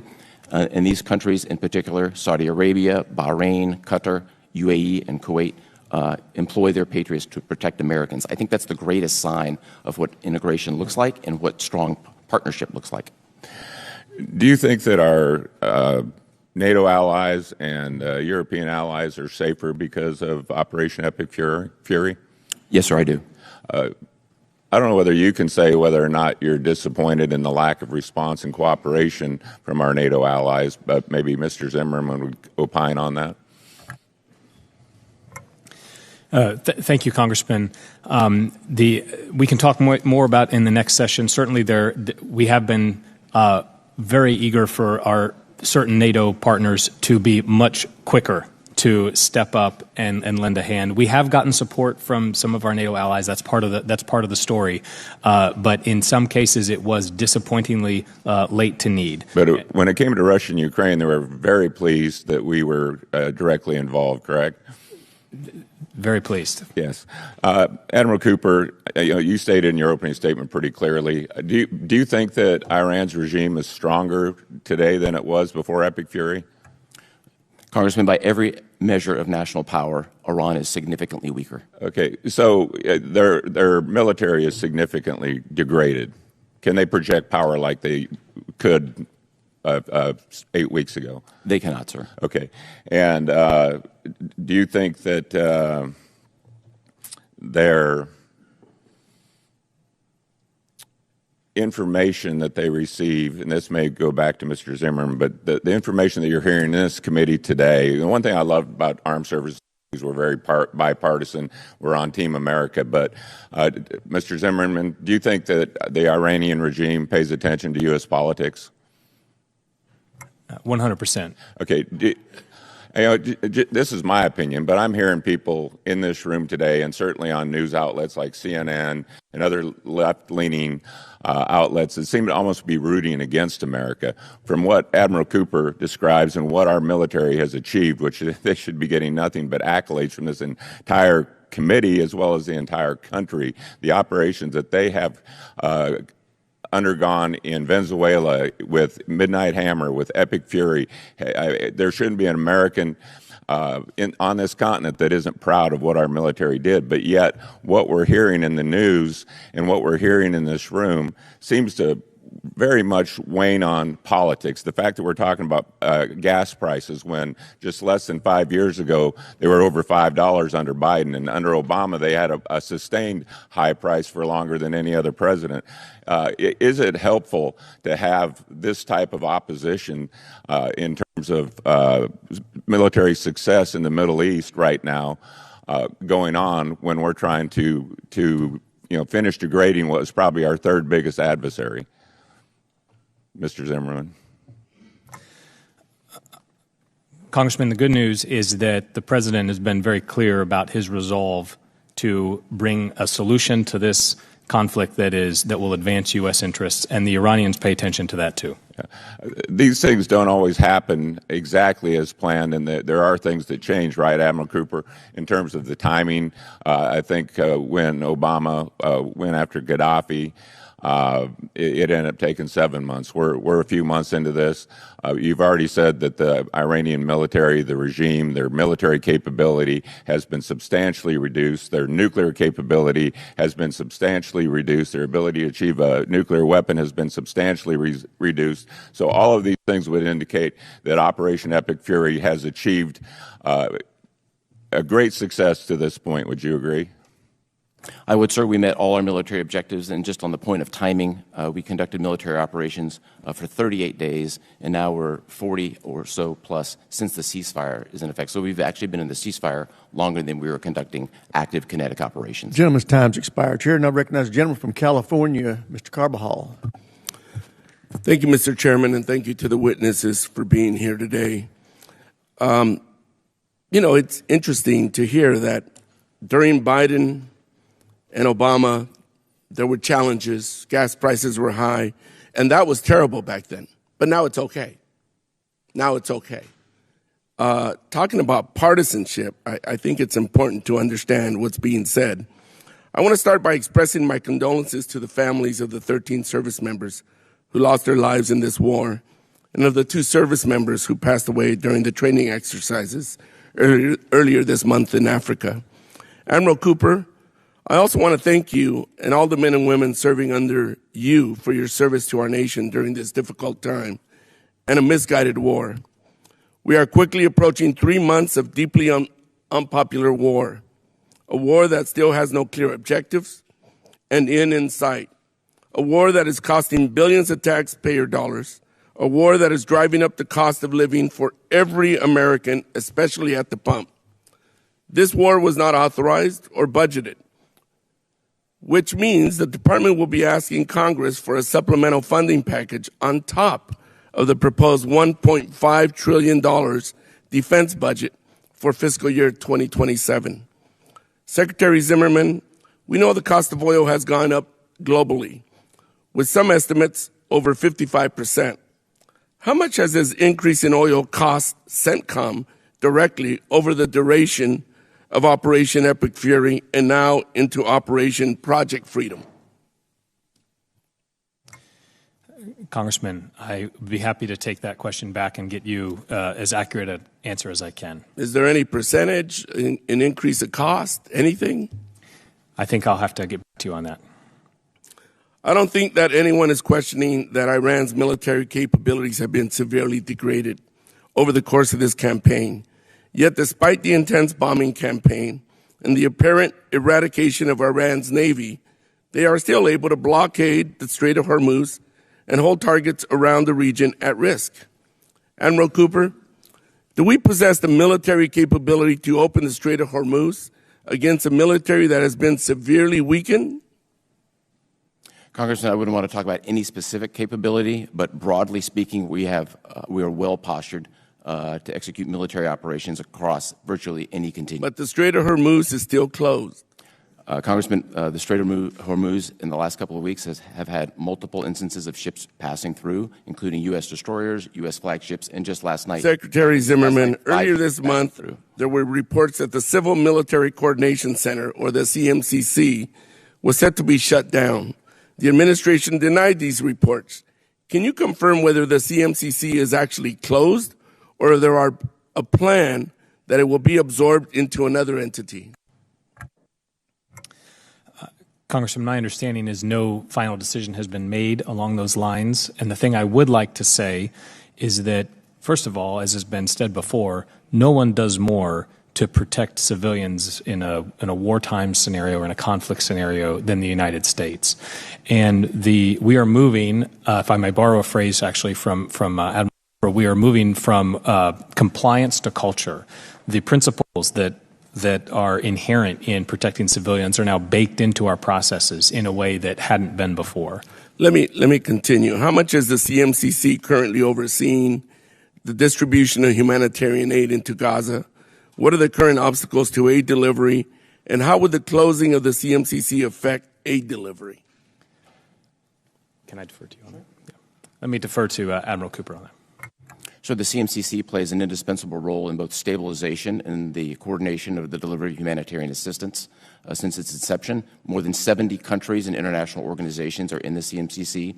Admiral, what are they doing right now? They are helping to coordinate the delivery of humanitarian assistance and keep the ceasefire in effect, which has been successful for the last 7 months. How much aid has been delivered in the last 6 months? I can come back with the exact number, but back in December, the IPC, who is the oversight organization for aid, said that famine is no longer a threat in Gaza. I think it's a reflection of U.S. service members' absolute commitment to this mission, which has gone extremely well. Thank you. Mr. Chair, I yield back. I thank the gentleman for yielding. Chair, and I recognize the gentleman from Mississippi, General Kelly. I thank you, Mr. Chairman, and I thank the witnesses for being here. I just, at some point, the politics has to stop on this committee. When they say, kill them with kindness, take them out, 86 them, blow them away, nuke them, destroy them, that's hyperbole. When President Trump says that, it's an actionable term. It's either one or the other. It's not both. And to use it when it's convenient politically is not right for either party, for either side. I will just say, when the president said give no quarter, did he give a lawful order to the military to give no quarter, or was it just a tweet or something that he said? Did he give anybody sitting at that table a lawful order to give the enemy no quarter? No, sir. No, sir. Did either of you interpret any tweet, message, talk on TV, anything else? Did you interpret that as the right for you to give the enemy no quarter? No, sir. No, because it's hyperbole. It means we're going to tell you everything necessary to win this war and nothing more. I now want to talk to you, General Anderson, about the Buckeye H-3 Delta platform that's reportedly flying in AFRICOM. Is the data being collected actual and used today in AFRICOM, SOCOM, and other places around the globe? Yes, Congressman. The platform does pretty well in working in with other platforms that we have to help build a picture, a common operating picture for you in AFRICOM. Is that correct? That's correct. Okay. Admiral Cooper and General Anderson, how significant is the difference between having a forward deployed ARGMU already in theater versus relying on a Swords First arriving 7 to 10 days later? So ARGMU plays an indispensable role across the 20-plus mission sets that it has. We see the value, as we see it here right now, enforcing the blockade. They're playing a predominant role in that enforcement. And I want to talk a little bit about oil prices, too. There's been a lot today. In June of 2022, the average U.S. gas price was $5.02 a gallon. $5, which is much higher than it is today. During much of the previous administrations, not just Democratic, it has been higher than it is right now. But now it seems to be an issue. I don't like high gas prices. I think consumers do not like gas. Do you feel like your military objectives and your political objectives are doing everything they can to end this as soon as possible to get those prices down, even though they're not the highest they've ever been? Yes, Congressman. I also want to talk about, I heard one of the further members talk about us lifting sanctions on Iranian oil. During the early days of the Ukraine operations, did we not lift embargoes over Russian oil to allow them to fuel their war machine? And in fact, did it not allow them to create more weapon systems and manufacturing to go after Ukrainians than all of the aid combined that we gave them as NATO and UN and everyone else? Did not the oil revenues that Russia was getting, because we allowed them to flow it into Europe, was it not greater than the amount of aid that we gave Ukraine? Congressman, I haven't done a side-by-side comparison, but certainly the Russian oil revenues are, it's a huge part of their economy, huge revenue, and they benefit tremendously from that and can turn it into war-fighting capability. And Admiral and General, as a combatant commander, do you feel more comfortable with the U.S. being an oil and energy exporter rather than relying on foreign sources, many who are not our friends, having to supply us in order to conduct combat operations? So access is always important, and the quicker the access and the more direct is always the best. And if it comes right from America, that's simply the quickest way to get it. That's great. And in my last 35 seconds, just very briefly, how important is the state partnership program across both of your regions? Congressman, I think the state partnership program is the greatest strategic investment we've made as a department since the Cold War, and it is absolutely critical to our force projection and our engagement on the continent. I halfway agree with you, but also I met and training those foreign leaders here at U.S. schools, that's also pretty important. Wouldn't you agree? It is one of the most desired things from our partners, and it's one that has the longest term, most influence. I yield back, Mr. Chairman. Good points. Chair, I recognize the gentlelady from Pennsylvania, Ms. Houlihan. Thank you, Mr. Chair. And I want to start the conversation reiterating what many of my colleagues have said, which is my deepest condolences go out to the families of the 13 service members who have lost their lives and the 2 who lost their lives in the training exercise as well. My enormous gratitude to all of you who wear the uniform for your service, and to Susan and to all of the families who have served that in that special way that only those of us who have been a family member understand. My mother's name is Susan, and she was a Navy brat and a Navy wife. We are each here in service in different ways. We should assume the best of one another, and we should assume that each and every one of us is a deeply patriotic person. You should assume that my questions come from that. My oversight is my duty, my constitutional obligation. There is a lot of terminology in warfare as well that we've been speaking about here. Some are very appropriately recognized terms, and I appreciate, Admiral, that you recognized in your opening terms the law of armed conflict. We also spoke about the military terminology and definition of blockade as well. Admiral, my questions start with you. Would you characterize the Iranian regime's perception of the war as them being in an existential war where the regime's continued survival would be considered to be at risk? Congressman, first, thank you for the warm words. I think best characterizing Iran's view right now would fall under an intelligence umbrella that I'd be happy to talk about in a classified environment. Do you feel the regime feels as though they're being threatened existentially by this war? Again, I think there's some very specific intelligence on this. I look forward to that, but I feel as though this is an easy question. How would you characterize our approach to the war? Is it existential, or is it perhaps a limited war by the definition of limited war?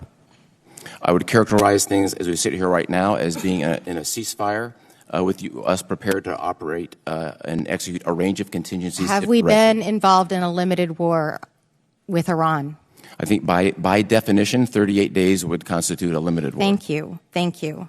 So if we are in a limited war and they believe themselves to be in an existential crisis, and I look forward to the conversation in classified, that is significant because we have a misunderstanding, a misalignment of what it is that our goals are. It makes me think, honestly, of Vietnam, where my father served, where the military, appropriately, amazing military, singular military, shared enemies killed, ground taken, bombs dropped, but we still lost that war. My father served in that war. The political end goal was badly crafted. You've struck 13,000 targets, 80% of the Iranian defense services, 90% of the Navy. You've talked about all of these issues.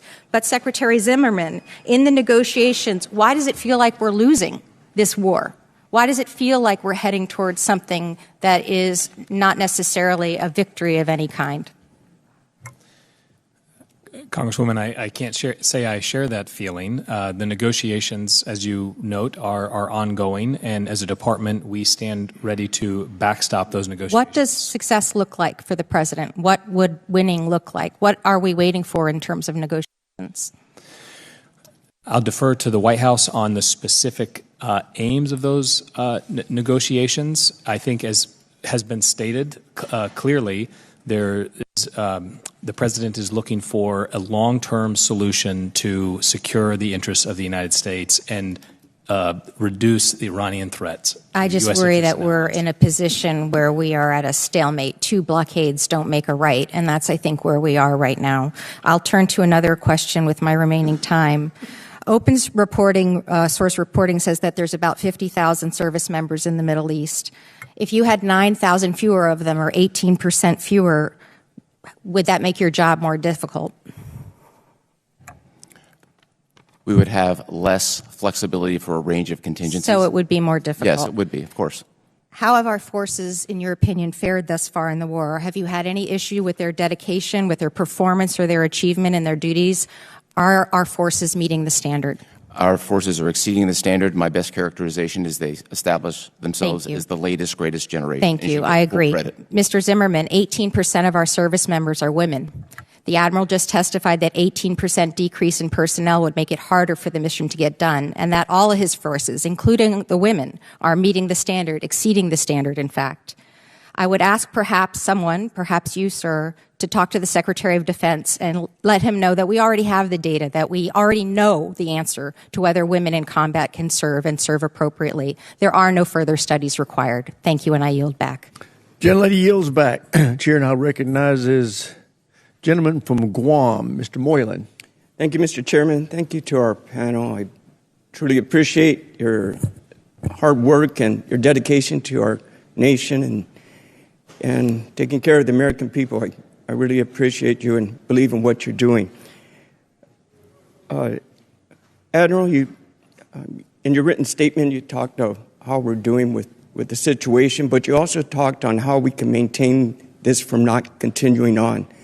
A long-term solution, I looked at it as in with burden shifting, talking with our allies on how they can become more active in investment, especially into the foreign military sales. Burden shifting that would help us maintain this freedom that you are establishing now with the wins that you're getting. Guam played a critical role also in your area as well, with Midnight Hammer as a decoy in the situation. And I see this as also how we're using our first and second island chain as our allies in the Indo-PACOM, as we have the allies in CENTERCOM that you're working with too. And also with affording them the foreign military sales as well and protecting our oceans. Do you feel that this should also be a priority for Indo-Pacific by prioritizing their defense spending to facilitate the administration's burden and sharing priority as you have advocated for CENTERCOM partners? So just a note on burden sharing in the central region. We're past the concept. They have been serving side by side, defending Americans over the course of multiple months. We couldn't be prouder. They're all eager to assume a greater responsibility for their own defense. They have bought $320 billion versus of American weapons. That number alone would be the second largest defense budget in the world behind our own. So they're eager. They're well trained. They've proven themselves in combat by defending Americans. I think that's a fantastic model that could be used in any theater. And would you agree by investing in U.S. platforms and weapons, that's the best investment they can do by increasing their military spending? It's crystal clear to all our partners that American weapons and systems are the best in the world. Okay. I thank you for that, and I'm also hoping that Taiwan was quick to purchase the foreign military sales, and I'm hoping they can get what they purchase as soon as possible as well. And moving on then, speaking on munitions, it's been stated Iran they developed their military deterrence with conventional shield, their missiles, so ballistic missiles, so they can be allowed to continue the development of their nuclear program, which you successfully put aside. But also in our epic fury on how we did that is we used our ammunition stockpile. So with the current stockpile we have now, are you concerned about our own conventional shield to protect CENTRICOM and especially the Indo-PACOM? And I ask you, what can Congress do to help support you? Congressman, I have no concerns about munition supply. We are well supplied and well postured for a range of contingencies to protect Americans and execute other operations as directed. I'd really defer to my colleague, Admiral Paparo, on anything specific. But what I'll also say is the United States military can move munitions and platforms like no other military in the world. If our civilian leadership decides to reprioritize efforts, we'd be able to move people, munitions, planes, you name it, very, very quickly. Excellent to know. Thank you. Finally, the last question on readiness. We have the USS Ford returned home after 11 months. This extension had some negative effects on the maintenance and what they had to go through for the ship to be always ready. Do you think Operation Tempo could be effective in CENTRICOM because of this? And also, do you think this will affect the importance that for steady to deter aggression in the Indo-PACOM since we overextended the Ford? So first, I'd like to honor the crew of the Ford for a remarkable deployment. Their service during combat operations, appropriately recognized by the President, I think is just an outstanding sense of just what the people achieved. In terms of the effect from a global perspective, I'd really defer to policy on that. In terms of where we are in CENTCOM, we have all the people, resources, ships, planes necessary to execute any mission. Gentleman's time's expired. Chair now recognizes a gentleman from Colorado, Mr. Crow. Thank you, Chairman. Admiral Cooper, I'd like to start with you. Does the word declare mean to make a statement openly or formally? That's what the dictionary says it says. Would you stipulate to that? Declare. Sir, I think to make a statement openly and publicly, formally. Yes? Yes. Okay, great. Are you familiar with the DoD Law of War Manual? I am, sir. You've studied it throughout your decades in service. I have, sir. And does the Law of War Manual prohibit certain actions? Of course. It defines legal it does. actions. It's a pretty basic question. Yes. Does it also prohibit saying certain things? I'd have to dig into the details, but there are certain, I'm certain that it does, but okay. Again, I'd take that for the record. I will. Okay, so how about this? Section 5.4.7. Are you familiar with that section? Probably not off the top of your head. Not off the top of my head. I'll read it for you. Sure. It says, the title of it is this: Prohibition against declaring that no quarter be given. So it says you can't say something, right? Yes? That's. I will go with this line. Pretty basic. Yes, sir. Okay. Let me read it. It is forbidden to declare that no quarter will be given. This means that it is prohibited to order that legitimate offers of surrender will be refused or that detainees such as unprivileged belligerents will be summarily executed.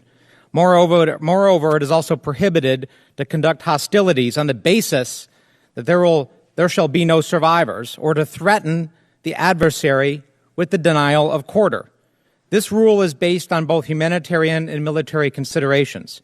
This rule also applies during non-international armed conflict. Does that make sense to you? It's clear from a U.S. military perspective, we follow the law of armed conflict. That's right. And so you would follow this section too. The U.S. military follows the law. Correct. So you would never declare, state openly and publicly that no quarter being given, because our own law of war manual prohibits it, does it not? I have never made a declaration. You haven't? Oh, no. Does the law of war manual prohibit it? I'll take that for the record. But I just read it to you. I just read it to you. Yes, sir. You're a combatant commander. You're one of our most senior military officers with tens of thousands of service members under your command.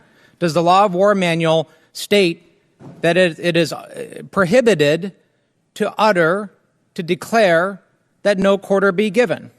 It prohibits a large number of things. No, I've asked you. And I will follow. I just read the provision to you. I just literally read the provision to you. Does it prohibit you or anyone else from declaring that no quarter be given? I just read it to you. We will follow everything that's in the law. Answer the question, Admiral Cooper. You have tens of thousands of service members under your command. And I literally just read a provision from the law of war manual, our own manual. Will you not just say what I just read to you? I will say that we will follow the law of armed conflict to the T.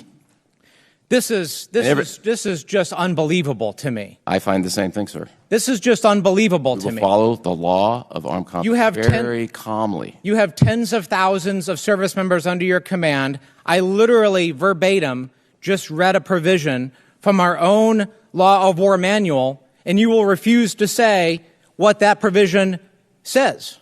Will you agree that it is prohibited under our own manual that you and all the people under your command are obligated to follow to declare that no quarter be given?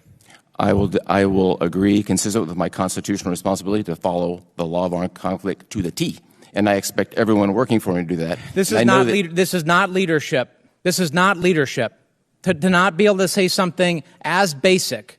The people, the men and women who we represent, who are under your command, deserve leadership. Mr. Chairman, I object. This is a personal attack. This is unfair, and I appreciate the Admiral very much as a Navy dad. This is well within the purview. This is well within the purview of my questioning. If I may. Gentleman's time. He's I reclaim my time. Can I reclaim some additional time? I'm going to give you some extra time. Go ahead. It's our job to make sure the law is being followed. That is literally the obligation of this Congress. I read to you a provision of our own law of war manual, and all I want you to say is what the provision says. That it is prohibited, this is the title, this is what the title says, to declare that no quarter be given. I will follow the law to the T and expect everyone to do the same.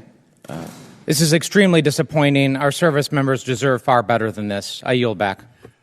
Gentleman yields back. I want to make it clear that when a member is recognized, it is the member's time. They can make a speech with their time if they want to. They can ask a question with their time if they want to. They can do a little of both.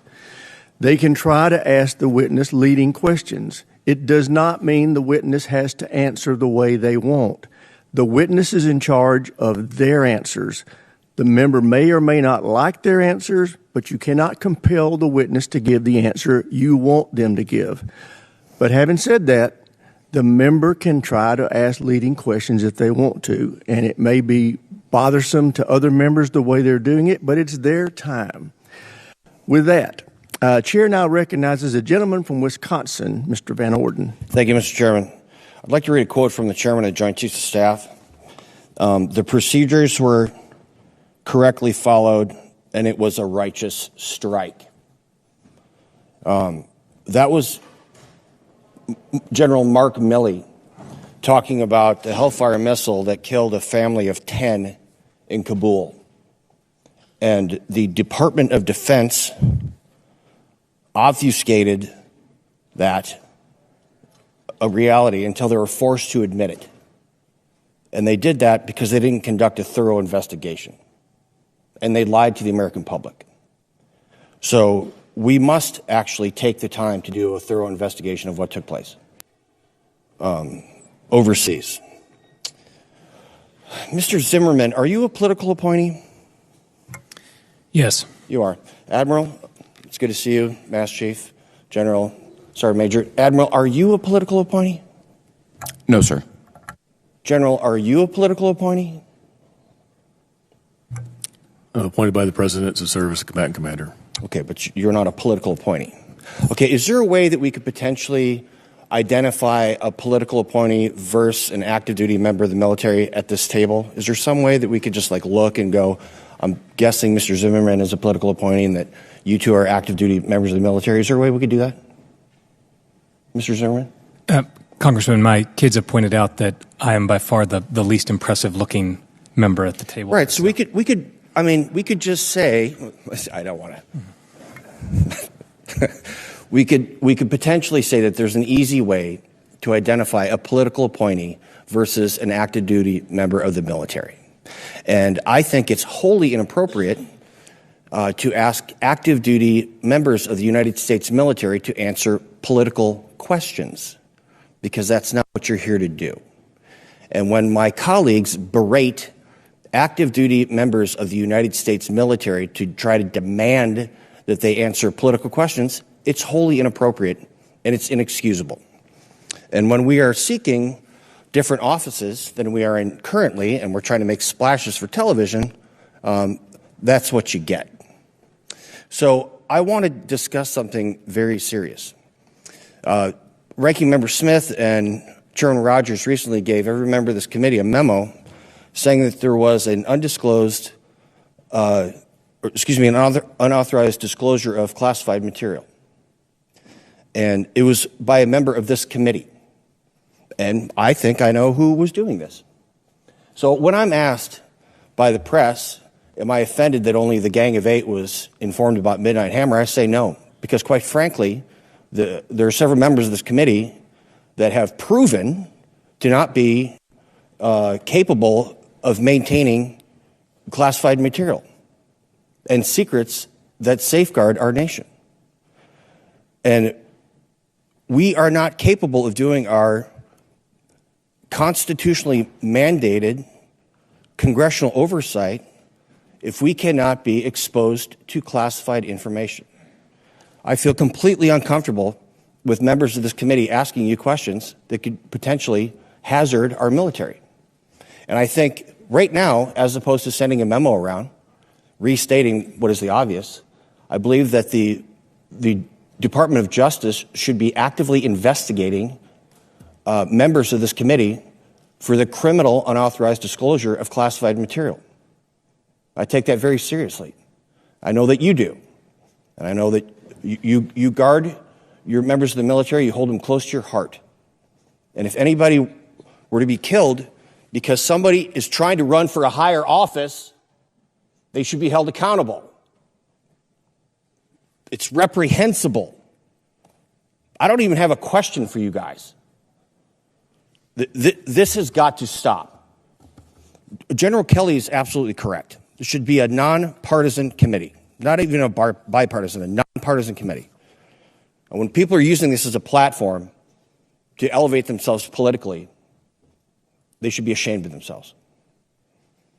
I do have some questions for you, General Anderson, for the record. That just needed to be stated out loud. So God bless you. God bless the men and women that you watch over. And I thank you very, very much for your dedication to duty. And with that, I yield back. Gentleman yields back. Chair, and I recognize a gentlelady from California, Ms. Jacobs. Thank you, Mr. Chairman, and thank you all for testifying today. Admiral Cooper, I'd like to start with you. Thank you for the many conversations we've had about the topic of civilian harm. I know it's something that you take very seriously. I want to build on Ranking Member Smith's line of questioning and give you a chance to provide some clarity on your previous statements about the strike on the school in Minab. So I led over half the Democratic caucus in a letter to the department requesting more information about this strike and urging the findings of the ongoing investigation to be made public. And the only response we received to our letter was to reiterate that there is an investigation ongoing. Mr. Chairman, I ask unanimous consent to enter both of these into the record. Without objection. Thank you. Admiral, we have public reporting here from the New York Times that the preliminary investigation, the preliminary inquiry concluded that the United States is at fault. Can I also enter this into the record? Without objection, so ordered. Can you confirm that this was, in fact, the finding of the preliminary inquiry? Congressman, I was asked about this last Thursday in a Senate Armed Services Committee hearing. We spent the weekend, myself and the staff, we looked into all 39 incidents that were outlined in the article. My assessment and our staff confirmed only one of them correlated with the U.S. strike. That was the strike in Minhab on the girls' school. It is an active IRGC base. The other 38 instances did not involve U.S. munitions. Okay. I'm actually asking about a different New York Times article, although I will get to that one. This one is about just the Minhab strike. U.S. at fault in strike on school in Iran, preliminary inquiry says. Can you confirm that the U.S. being at fault was, in fact, the finding of the preliminary inquiry into the school strike in Minhab? The only outcome of the preliminary inquiry was that it was brought to my attention. I immediately directed a more sophisticated, comprehensive investigation that would be led by an outside organization. That is in progress. We're coming toward the end of it. And as you mentioned, I'm committed to full transparency. I think this is a vitally important matter. Okay. And when can we expect this investigation to be complete and shared with us? This investigation or any investigation, I'm always reluctant to put a timetable on it. It is coming to the end, and I think transparency is important, ma'am. Okay. And will you commit today to release an unclassified version of it to the public? I do. Okay, thank you. And on these other 39 allegations here, in this other New York Times article, you have done preliminary assessments of these reports? We looked at all 39, yes. Okay. And your understanding is that none of the other 38 had U.S. munitions? Not just our understanding, our comprehensive assessment. The other 38 did not have a U.S. munition nexus at all. Can you share that analysis with this committee? Sure, and beyond that, I'd be more than happy to invite you and any member of the staff here to come down and take a look at in Tampa for yourselves. Good. I plan on doing that. Thank you. All right. General Anderson, as you know, I spend a lot of time thinking about the African continent, and I want to talk about our strategy in Nigeria. Over Christmas last year, the United States conducted airstrikes in northwest Sokoto State. Since then, the U.S. has sent 200 troops to Nigeria to train the country's military. And just this past weekend, the U.S. conducted more strikes and an operation that killed Abubakar Mainak. This was a significant operation, including American Special Operations and SEAL Team 6. But as you also know, high-profile military operations, while they sound impressive, are not actually how you address violent extremism. You and I have had this conversation. What is the actual strategy here other than episodic military operations that amount to an endless game of whack-a-mole? Congressman, I appreciate your interest in Nigeria, and these were significant strikes that set back the ISIS network significantly globally. We have had incredibly good partnership and cooperation with the Nigerians to include their intelligence sharing. We are working with them as they address the strategy to address the greater drivers of this terrorism. Our role in the military is to help them with the violent extremist piece of it. We have worked with them to introduce them to other nonprofits, other folks that can help with the law enforcement pieces as they are looking at options to address the drivers of this instability and violent extremism. Well, thank you for that. But, you know, with respect, we've tried this model across the Sahel before. In Mali, Burkina Faso, Niger, it collapsed. We often were responsible for training the very officers who committed the coups. So I only have 3 seconds left. I would like you to take for the record, if you could, what is materially different about what we're doing in Nigeria from what we've done in the Sahel. And Mr. Chairman, I yield back. Expired. Chair, and I recognize the gentleman from Virginia, Mr. McGuire. Thank you, Mr. Chairman. Thank you to our witnesses for being here today. I want to say I couldn't be more proud of the work that you're doing and in our men and women in our military. We wouldn't have a country without our men and women in our military who risk their life and sometimes give their life for our freedom. So thank you. I had the honor Saturday of joining our incredible Secretary of War, Pete Hegseth, and our Chief of Naval Operations, Admiral Caudill, as we welcomed home the USS Gerald R. Ford Carrier Strike Group. And I got to tell you, the morale is high, and they accomplished a lot. And again, congratulations on weakening ISIS with the recent strikes. Admiral Cooper, Operation Epic Fury achieved in just 38 days of combat operations a foreign policy goal that eluded decision makers here in Washington for the past 40 years. I have several simple yes or no questions. Over the past 2 years leading up to this operation, is it true that Iran and its proxies were routinely attacking American forces and partners across the region? Yes. Without getting into certain details, would you say Iran was racing to build a massive conventional shield of missiles and drones to protect its nuclear program and its ability to build a nuclear weapon? That's indisputable, yes. Did the more than 13,500 strikes conducted during Epic Fury significantly degrade Iran's ability to produce and employ its conventional weapons stockpiles? Not just degrade, but they degraded every element of national power. And if they were to get a nuclear weapon, and they used it on, say, Paris or London or even U.S. soil, would that kill hundreds of people, thousands of people, or millions of people, in your opinion? Notwithstanding that there's a component of this I wouldn't want to discuss, but we all know nuclear weapons kill millions of people. Absolutely. So again, I'm so glad that you guys had the fortitude and the strength to step up and stop this incredible threat, not just to the U.S., but to mankind. Admiral, you recently stood up the Rapid Experimentation Joint Task Force and Task Force Scorpion Strike, a first-of-its-kind UAS squadron that used Group 3 one-way attack systems during Epic Fury, Lucas drone.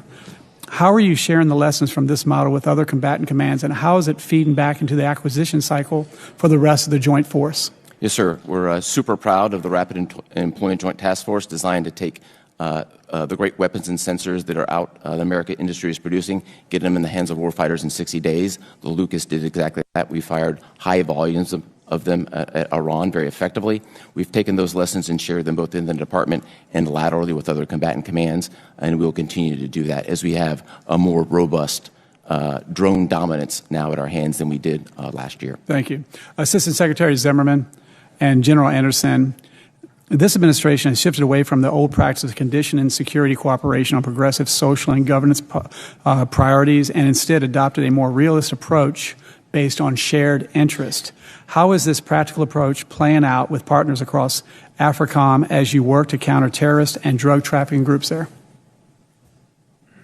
Yes, Congressman, we've engaged as Nigeria as an example of that, where we have done very high-level engagement for intelligence sharing for common interest.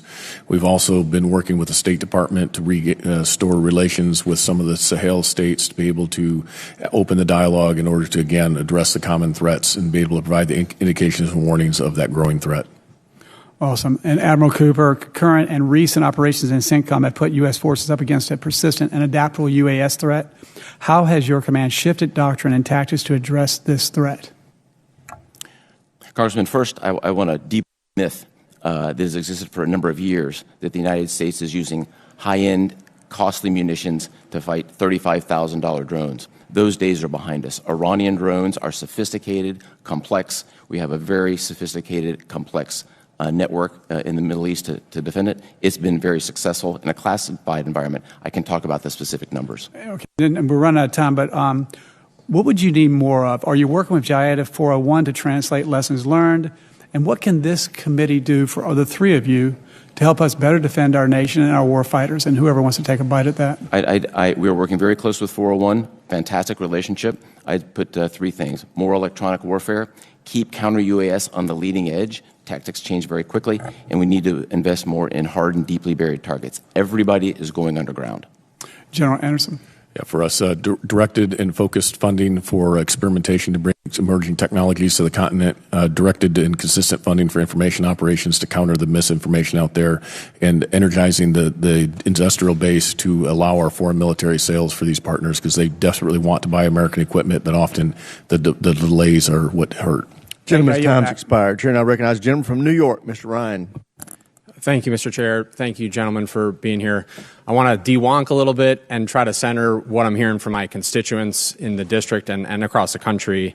They are, as I know the whole committee is and myself, incredibly proud of our troops, incredibly appreciative of your leadership, but also increasingly deep and broad concern about what is the plan in Iran and do we have a clear strategy. They see the costs continue to go up.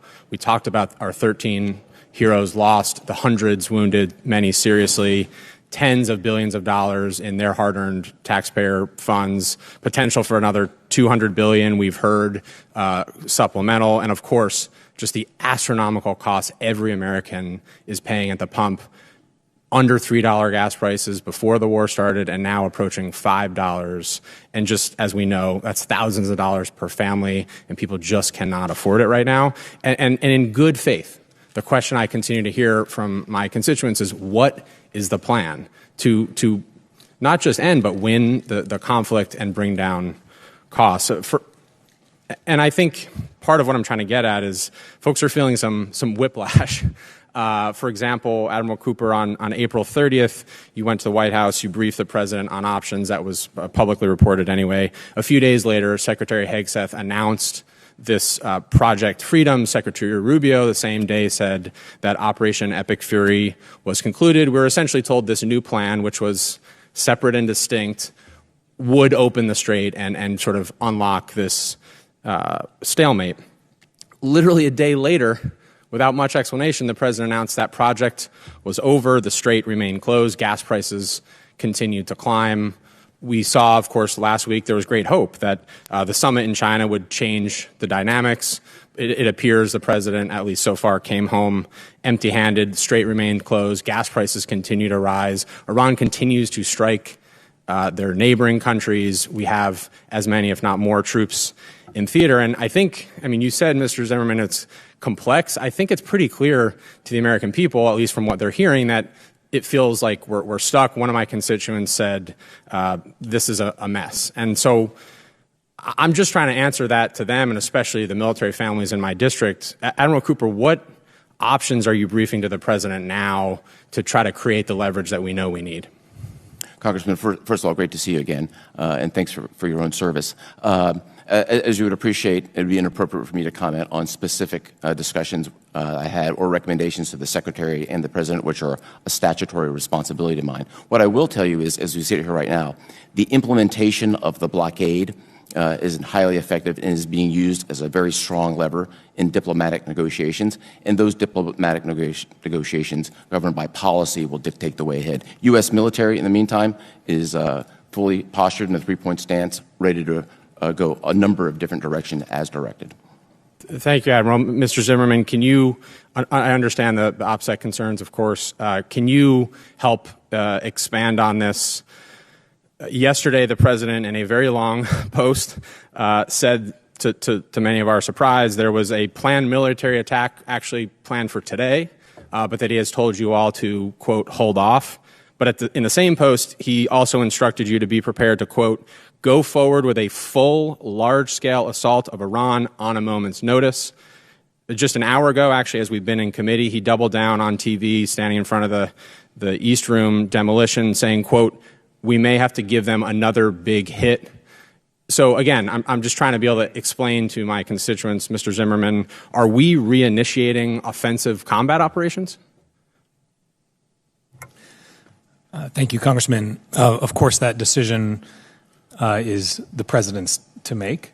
Is that an option that's been briefed to him? Well, Mr. Congressman, it's his decision to make. Whether are you planning to ask Congress this time for a declaration or an authorization now that we're almost 3 months in? As you know, right now there are negotiations going on of the highest order to try to achieve a long-term I understand solution. That. I understand that. To be more specific, will you rule out today that one of those options would be putting boots on ground, which I think the wide array of the American people are concerned about specifically? Mr. Congressman, the president retains the options at his disposal to do. So you will not rule out escalating this further by putting troops in Iran? The president retains the options he needs to get this done. I'm out of time, but we owe the American people honesty and transparency almost 3 months in. It is pathetic. I yield back, Mr. Chair. Gentleman's time's expired. Chair, and I recognize the gentleman from Colorado, Mr. Crank. Thank you, Mr. Chairman, and thank you all for your service. General Anderson, several African countries have turned to Russian mercenaries for internal stability and for counterterrorism. Yet in 2024, Russian and Russian-backed forces caused more civilian casualties in the Sahel than Islamic terrorists did. What message does this send to African nations seeking security partnerships? Congressman, I think it's pretty obvious what message that sends. It's pretty clear in what you just said. And I think our operation recently here in Nigeria is a juxtaposition between what U.S. counterterrorism brings versus what Russian counterterrorism brings. And I think the results speak for themselves. Thank you, General. Admiral Cooper, during Operation Epic Fury, you said, quote, "Our space superiority has been a critical enabler to CENTCOM's activities."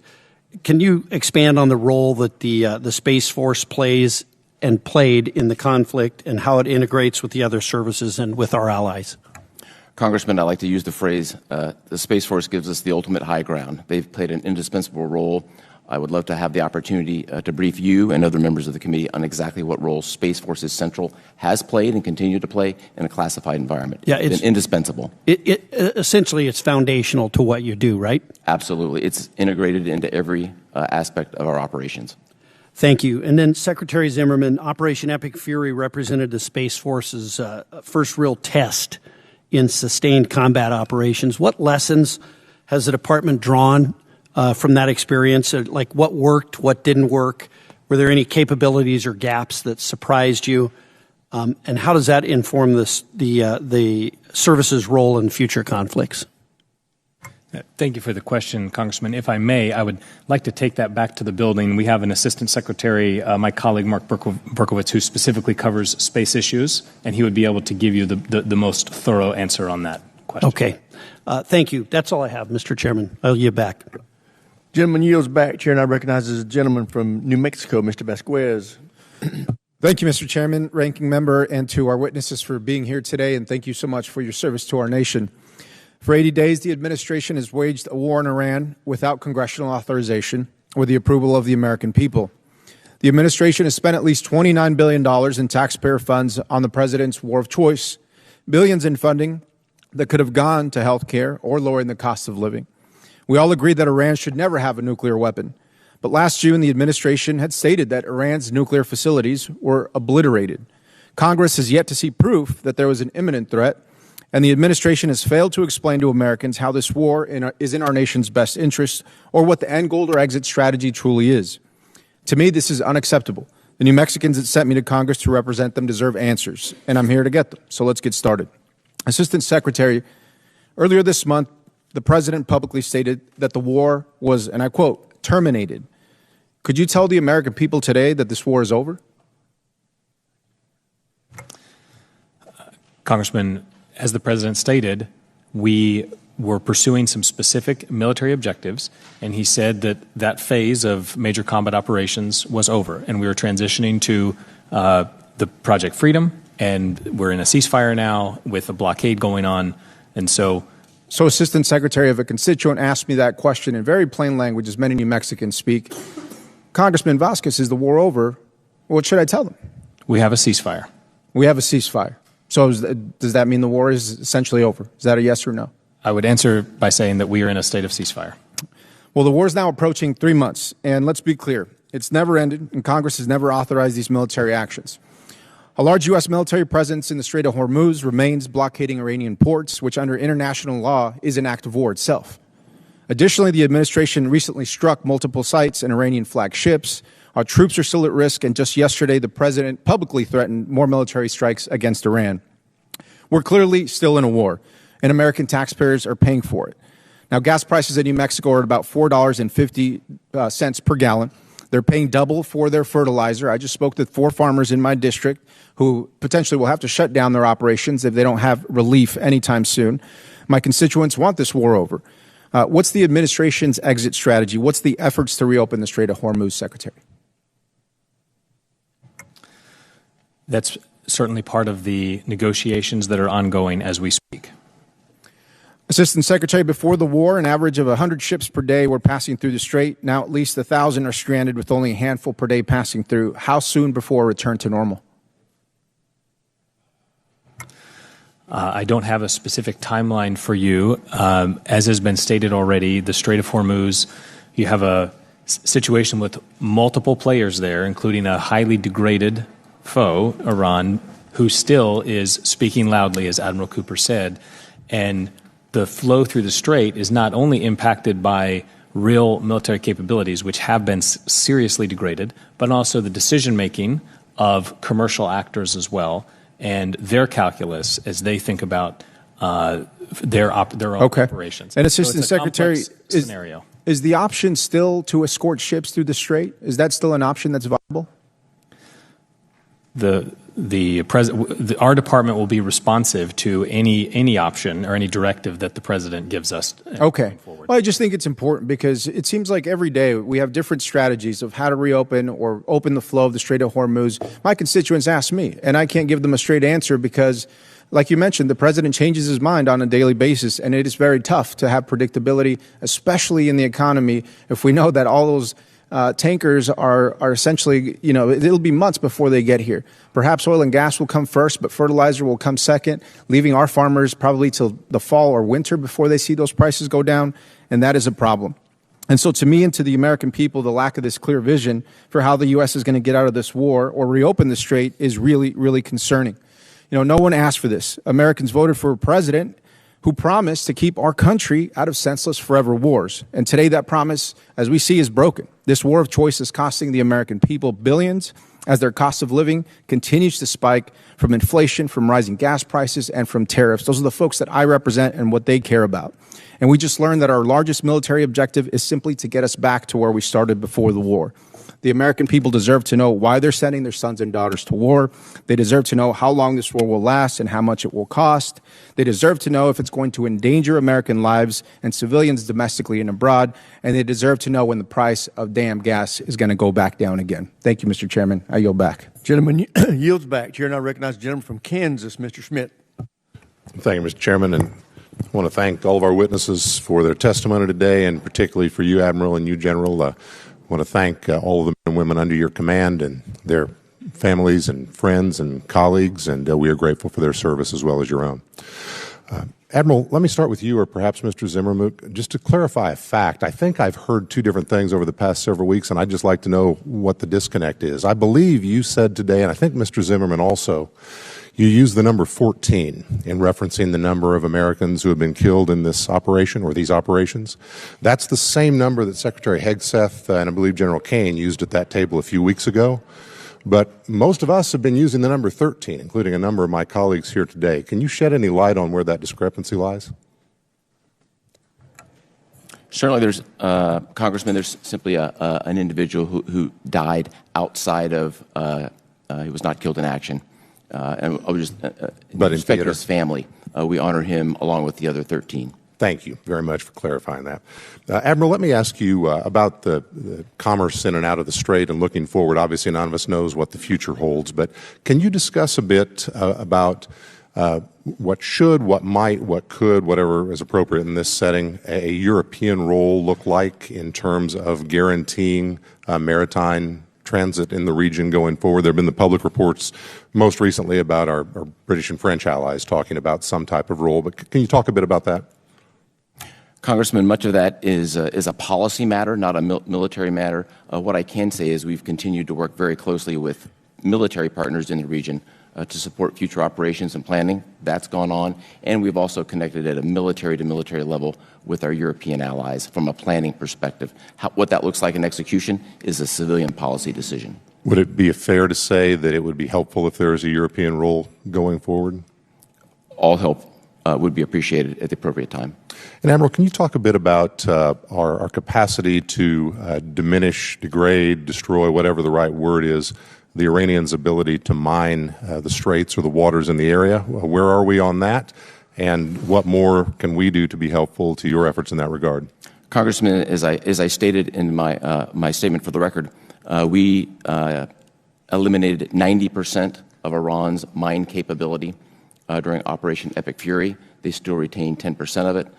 In a classified environment, I could talk about the specifics of what that looks like and how we're handling that. Very good. Thank you. General, let me turn my attention to you and to our work in Africa. Listening to your discussions today, we all have a different recollection of history and the lessons we draw from it, but your discussion about what's happening in West Africa today are inability to see and know as much as we would like to see and know, the operations base that many of our adversaries, our terrorist adversaries in particular, are using. It reminded me of the discussions in the 1990s when al-Qaeda was organizing in East Africa and Somalia and in Kenya and in Tanzania and was trying to use the failed state in Afghanistan as their base of operation.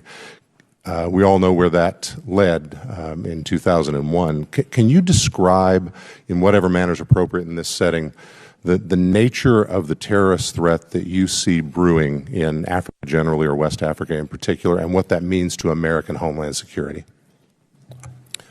Yes, I take this very seriously, Mr. Congressman, because of what you highlighted.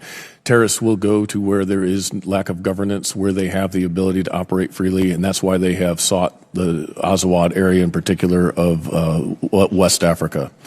Without sufficient pressure, without the sufficient Western engagement there, we may lose sight of that. And I think we, as you said, have seen what happens when that occurs. So we are investing heavily in other means to include experimental and emerging technologies in order to be able to monitor this threat. The concern that I have is that the terrorist threats have focused on Africa. They see this as their future. They see the potential of establishing a caliphate there. If a nation capital were to fall and become controlled by a terrorist organization, I think that would be a beacon for many of the terrorists that would energize them, and I think that would be not in any interest of the United States or of the Western European countries. So this is why we're focusing a lot of effort in order to provide those indications and warnings so that we can adequately address it. And as to Congressman Crank's point there, the United States is the gold standard for counterterrorism operations, but it has to be enabled by working with the partner and the intelligence that goes behind it. That allows us to conduct these operations with precision. It allows us to take civilian casualties under consideration, and allows us to work with a partner in ways no other. Gentleman's time's expired. Chair now recognizes the gentleman from California, Mr. Cisneros. Thank you, Mr. Chairman, and thank you all for being here today. Admiral Cooper, the Ford returned to Norfolk last Saturday after a record 330-day deployment. The longest by a carrier since Vietnam. For 3 weeks, you had 3 carrier strike groups operating in the AOR, the Lincoln, the Ford, and the Bush. That represents a quarter of the entire carrier fleet, and almost half of our deployed U.S. ships in that single. After that long deployment where the Ford was sent across the equator multiple times, what was the need to keep 3 carriers in the region? Now, I believe in the power of our Navy and how good it works and the tool that the carrier strike group is. But why did we need 3? Congressman, good to see you again, sir. First, just a matter of clarification statement for the record here. When the George Bush showed up in theater, the Gerald Ford was dismissed 48 hours later. There was not an enduring need for 3 carriers. Okay. Well, thank you for that answer. Appreciate it. General Anderson, I want to ask you, look, now I believe in diplomacy, and diplomacy comes in many ways, and I think one of the ways that we have been effective diplomatically in the past is by using organizations like USAID that did a lot of work in Africa to share the goodwill of the United States. Can you explain to me the fact that that program no longer exists, that there no longer is no USAID operating in Africa, how that's changed things for you? I appreciate the question and agree there is a role for targeted aid that contributes to security and stability, whether that's from non-governmental organizations, governments, or private donors. What that has meant for me is we have engaged very closely with the Department of Commerce in particular. I have a Foreign Service Commercial Officer joining our staff to look at the intersection of economics and security. And what we have found is that every African country that I have visited has welcomed the opportunity to engage with U.S. trade, U.S. investment, and they look at that as their future. So we're looking at multiple different tools to use to provide security and stability across our government, with us focusing on the military instrument, but understanding the security implications that other agencies bring. So would you agree that the fact that, look, we always want to increase trade and commerce and work with partners all over the world, right? And yes, those companies would like to engage with us that way, but the aid, would you agree to say that, yes, the elimination of USAID has had an impact on what you're able to do there and made it harder to partner with countries? I think that's still to be determined, Congressman. We have not seen what that impact is entirely. There is still aid in Africa that is constructive for providing stability. But again, it's a multifaceted approach that we're looking at. Well, I think, the elimination of such programs like that, right, leaves a window open for China to kind of come in and fill that gap, which is not in any way positive for us. Just another follow-up on that. There's talk of a consolidation of AFRICOM into one of the other COCOMs, whether it be EURCOM, CENTCOM, or even the talk of a bigger one, U.S. International Command. Your predecessor, General Langley, when I spoke with him, it was not something that he agreed with. He believed that AFRICOM still need to kind of be there and independent, especially with the growing terrorist threat there. Do you agree that we should still keep operating AFRICOM as one of the COCOMs there and not consolidate it into another one? Congressman, my inputs to this discussion have been consistent in that the complexities and the security challenges of Africa, I think, need an organization that remains focused on the continent. Whether or not that is a combatant command, a subunified command, or some other organization, I think is worthy of debate as long as they have the authorities that are necessary to go ahead and execute. I think this operation we did over the weekend is a great example of where Brad Cooper and CENTCOM and the rest of the world were very much focused in the Middle East. We've been able to maintain the focus on the continent and the counterterrorism threats over the last several months that allowed the development of this target and the execution over the weekend. All right. Well, thank you for that. And again, right, I think it is, as you said, right, important to have an organization that could be distinctly focused on AFRICOM as well as the other COCOMs around the nation. And this is something that came into play over years as to where we need to put our focus and put our attention, and is when we needed to kind of build there, as we saw with CENTCOM. When there was a time where that area needed to be focused on, we've created that command. So hopefully that continues. But thank you all for your questions, and I yield back.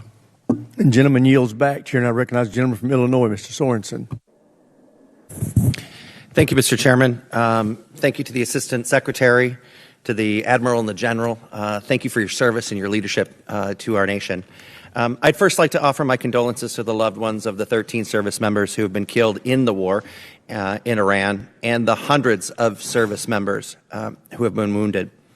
Like so many Americans, I remain deeply frustrated by President Trump's decision to put our country into war.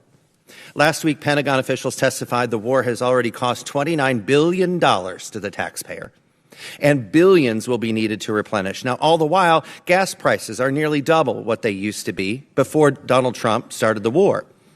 My neighbors can't afford this. And strategically, our country cannot afford the dangerous position that we now find ourselves in. Iran still has nuclear material, and the Strait of Hormuz remains closed. But the facts matter. We're in a worse position today than before Trump started the war. To Assistant Secretary Zimmerman, what is the strategy that we should be telling Americans and how we're going to end this?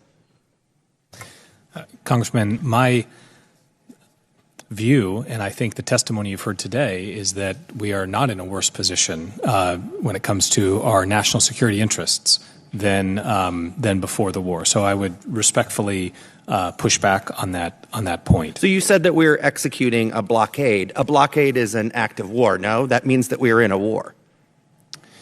We are doing a very effective blockade. So do we have a strategy of how to get out of the mess? I mean, can we call it a mess? Well, the White House is engaged in negotiations of the highest order as we speak to arrive at the right solution. I think we heard our ranking member say that there have been a lot of negotiations, but we don't know who those negotiations are with. If we meet in a classified setting, could you tell me who those negotiations are being held with? I think we could go into a little more detail. We've seen the reporting that Russia has been providing intelligence to Iran. Mr. Zimmerman, what assistance has Russia been providing Iran? Perhaps that'd be best to defer to the closed session as well.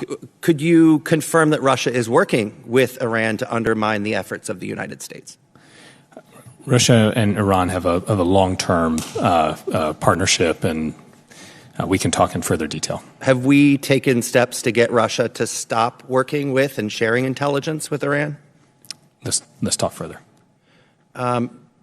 President Trump is spending roughly a billion taxpayer dollars a day on this war, $1 billion a day.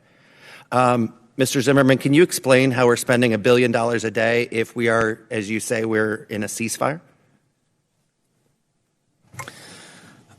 I think the estimate you got from Mr. Hurst when he was testifying was the cost of the war to date have been $29 billion, and the department is continuing to evaluate those numbers.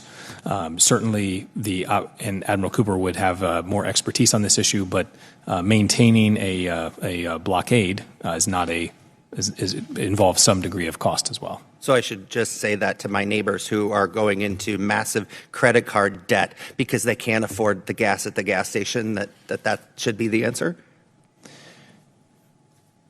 I'll defer to you on what you say to your neighbors. What I would say is the president would not be undertaking the actions he is if they were not in the interests of U.S. citizens. Well, if President Trump was serious about preventing Iran from acquiring a nuclear weapon or having this capability, he would not have blown up the nuclear deal in 2018. He would have negotiated a new deal if he is, in fact, the negotiator, if he is the deal maker that he thinks he is, but he has not done that. And if President Trump insists on spending $1 billion a day, I'd love to talk to him about how we provide school lunches to children, or ending homelessness, or making sure that people can afford their health care, or the massive credit card debt that we are going to see massive defaults in just a matter of months if people can't fill their gas tanks with the liquid that they have in their bank accounts. Mr. Chairman, I yield back. Gentleman yields back. Chair, and I recognize a gentlelady from New Hampshire, Ms. Goodlander. Thank you, Mr. Chairman. Thank you to our witnesses for being here today. I want to start with terrorism, which is a through line in both your testimonies. Actually, all three of your testimonies. Mr. Zimmerman, you wrote in your written testimony that the ISIS threat has been successfully reduced to a level that Iraqi and Syrian forces can manage with scoped and targeted U.S. assistance. Admiral, you testified in your written statement that in the rearview mirror, 2 decades of the global war on terror operations fade increasingly in the distance behind us. You also acknowledged, though, at the same time that large parts of Syria remain under marginal control by the government. And Admiral, I'm glad you addressed this in your written testimony. You brought our attention to what was a really shocking and extremely troubling development earlier this year. Last year, you point out that ISIS attacks in Syria led to the deaths of 2 service members and to an American civilian interpreter. You also testified that earlier this year in January, there was a mass prison outbreak in northeast Syria.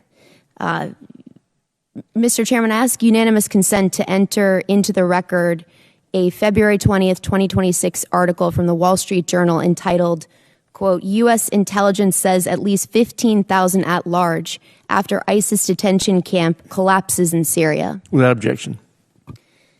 Admiral, you have noted that this development raises serious concerns because of the nature of the detainees who are now at large. Can you explain to us how this happened? Congresswoman, thank you very much for the question. Yeah, as you recall, back in December and January, the Syrian army moved from its positions in western Syria and then maneuvered east, pushing what was then the SDF, the Syrian Democratic Forces, up into their traditional lands. In the course of doing so, they took full custody of these camps, as you described, and then redistributed the people from the camps throughout Syria. Admiral, what are we going to do to prevent large-scale ISIS reconstitution as a result of these thousands of detainees who are now at large? Congressman, we've moved the Joint Task Force OIR headquarters, who has the lead in keeping our eye on ISIS, from Iraq, now in Jordan. We've continued to work with a large group of am I right, Admiral, that Operation Inherent Resolve, OIR, is coming to a conclusion in just a few weeks' time? That's not correct, ma'am. So we continue to operate with a large coalition focused on the Isn't ISIS the end date September 2026? That is, we're not precisely accurate. The most accurate way to describe it is our presence in Iraq comes to an end by previous agreement in September. Operation Inherent Resolve continues, and we have 90 countries focused on this effort. Admiral, I'll be following up with detailed questions for the record on this. General, am I right that terrorism is the most acute threat you're facing right now in AFRICOM? That's correct. And it's pretty eye-popping to see just the rise in terrorism-related fatalities last year alone, spiked to a level we have never seen before. Is it accurate that Russian-backed militant groups are a big piece of what's fueling the threat of terrorism in AFRICOM right now? Congresswoman, I'm not sure it's accurate to say it's fueling it, but it is very clear it is doing very little to stem it or to reduce it. Well, you point out in your written testimony that under the guise of counterterrorism operations, Russia right now is making bank. You described Africa as Putin's purse. You point out that Vladimir Putin has generated more than $2.5 billion in revenue since 2022. Is that set back our interests and priorities in AFRICOM? Congresswoman, that is true that Russia is extracting billions of dollars in gold, uranium, and human capital to fight their war and fuel their war machine. Russia is also fueling its war machine thanks to President Trump's decision to give Vladimir Putin and his regime another pass at collecting billions of dollars in oil revenue. And I know this is outside of your decisional lanes, but I cannot think of anything worse for our country's security than funding our adversaries because of this war of choice in Iran. Gentlelady's time's expired. Chair, and I recognize the gentlelady from Maryland, Ms. Elfreth. Thank you, Mr. Chair. Gentlemen, thank you for being here. Admiral, thank you for taking the time yesterday to chat about some of these issues offline. I want to join all of my colleagues on both sides of the aisle here on centering the 14 service members that were lost and their families. And we, I think, have some spirited debate over definitions of obliterated or significantly degraded. I would venture to say, though, that Twitter diplomacy, the damage of that, the danger of wargaming by social media, I think between the tweets on Easter, what we saw yesterday, even the comments just an hour ago while we were sitting here in this committee room by the president, unequivocally make your jobs more difficult. And I think two things can be true here. We can all agree that we cannot have a nuclear Iran, and at the same time, my constituents, just like everybody's constituents, are asking us as members of Congress and myself and all of us here as members of the Oversight Committee for our armed services, how is this going to come to an end? For many reasons. The safety of our service members, the safety of civilians in the region, the untold billions of dollars we are spending here, and of course the other economic ramifications of this conflict. So I do want to talk about, Admiral, you and I talked about civilian casualties yesterday in preparation for this. And I do want to circle back, Mr. Zimmerman, on this question about the Civilian Military Coordination Center, and I would love to take you up on visiting Tampa and seeing that firsthand. It's also true, and I think conflict after conflict over the last few decades, we have to appreciate that your military operations alone are not going to deliver stability to the region. We have to think about broader governance. We have to think about humanitarian efforts and civilian safety. So, Mr. Zimmerman, I think we're in a bit of an interregnum when it comes to this particular function, where it lives. Can you commit to this committee when that decision is made that you're going to be forthright with us and bring that to us and perhaps even seek our feedback on that? Congresswoman, as you say, any decision is pending, and when it is made, Congress will be privy to that decision. I think it's incredibly important, not just in this conflict, but in any conflicts ahead. I want to move on. Admiral Cooper, can you tell me, as we bring material and tankers on our strike aircraft, what's the route that they would take from the East Coast of the United States to CENTCOM? What route would they take into the region? Ma'am, without talking operational specifics, they obviously generally fly through North Africa or Europe. Okay. And families that had to evacuate from Bahrain and other CENTCOM bases, where did they go? They were distributed between Italy, Germany, and any number of places in the United States that they elected to go. Okay. And obviously, I think we can all remember between Iraq and Afghanistan when we've had casualties, we've often treated them in locations in Europe where our wounded have been hospitalized and treated. Where have our wounded been hospitalized in this conflict before coming home? Treated initially in Landstuhl, as has been the case in the past, and then moved to the United States here in Washington, in particular Walter Reed, and you've heard necessary. Thank you. And we've heard some of the concerns on both sides of the aisle, again, on not just our casualties in terms of our service members, but also kind of untold on our equipment. If we had damage to a ship and couldn't make it all the way to a home port, where would that maintenance take place? Oh, ma'am, that's a hypothetical right now because we've had no damage to it. Sure, hypothetically. But there are a number of U.S. military installations in Europe and in Asia in particular we could go to. So I think it's important. I'm sorry I had to run through that battery of questions, but I think it's important we talk about we are not in this conflict alone. Even if some of our NATO allies are not as engaged as perhaps the president would like, we still have very important capabilities and very important contingency plans that flow through our European allies.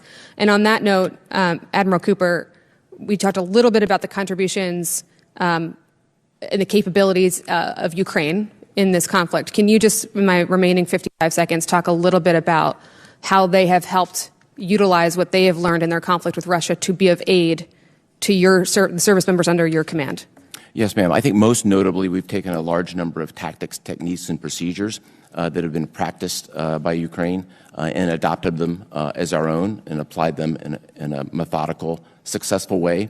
There's also been several other instances where we've used their capability to partner directly with GCC nations to enhance their capability. And there's some other ways we can talk about it in a classified environment. I appreciate that. And I think the overarching question of how does this come to an end, for folks watching at home, I wish we could have that conversation here, but I look forward to that heartfelt conversation. We've had a number of closed-door briefings. I have not yet been satisfied with the answers. I hope, Mr. Chair, in the next hour we can get some more answers so I can bring them home over the course of this afternoon. With that, I yield. Thank you, Mr. Chair. Chair, now recognize the gentleman from Georgia, Dr. McCormick. Thank you, Mr. Chair. Gentlemen, thank you for being with us here today. General Anderson, good to see you again. Excited about what's going on in your command, especially with AFRICOM and all the significant challenges you had there. One of the things I wanted to address specifically with your command, we worry about anti-drone defenses, especially consider what the Hezbollah has just across the strait and what you have to deal with in Djibouti specifically. How do you think we're doing in preparing you for that defense, specifically for that threat? Yes, Congressman, I appreciate that. For the integrated air missile defense, we work very closely with CENTCOM and Admiral Cooper on coordinating that, especially in that Horn of Africa area. We do have the minimum required right now, but as the threat continues to evolve, that's an area we'll need continued investment in. We are also working closely with our partners there, with the French, to integrate their Mirages as well as their radar systems so we can have a combined and integrated defense for that piece in particular.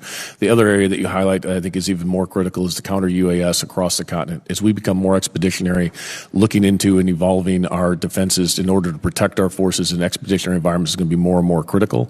I think also equally important is as we look at these emerging technologies, we use the opportunities in Africa to experiment. And so having some directed, focused effort in Africa to actually do some of that battle lab type experimentation for emerging technologies will pay dividends for the entirety of the joint force. Good. I think one of the things I'm worried about, obviously, with Africa, one of the few continents, if not the only continent, that has an expanding population, obviously massive poverty problems, that is going to constantly supply us with new terrorists.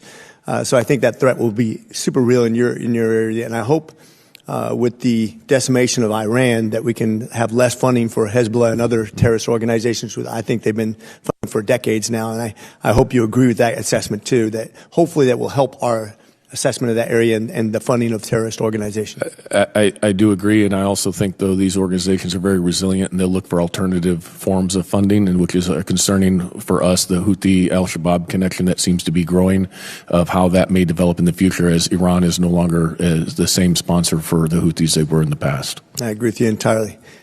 Admiral Cooper, one of the things I thought was interesting, seeing the 31st MEU deploy now into the Persian Gulf and to see what's going on with the challenge we have with Iran. When I was on the 31st MEU, we were basically focused on Korea at the time. And I was on the original USS Tripoli.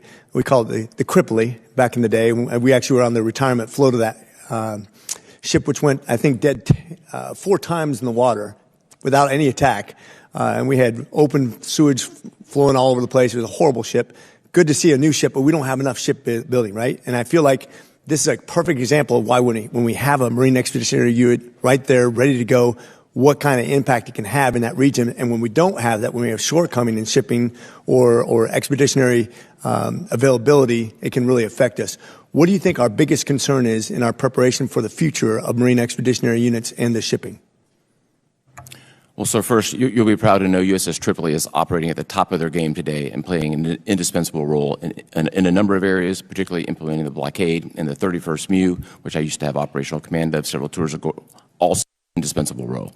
I think if we just look to the future, just in speaking in broad generalities, these are decisions made by the Department of the Navy. I'd really defer to them of what those things should look like. But if I just look at the force structure I have today, between carrier strike groups, the cruisers and the destroyer force, and the Marines and the amphibious readiness group, I think we're well postured to deal with a broad range of contingencies. And I'm speaking just from my perspective. I think other combatant commanders would express the same perspective.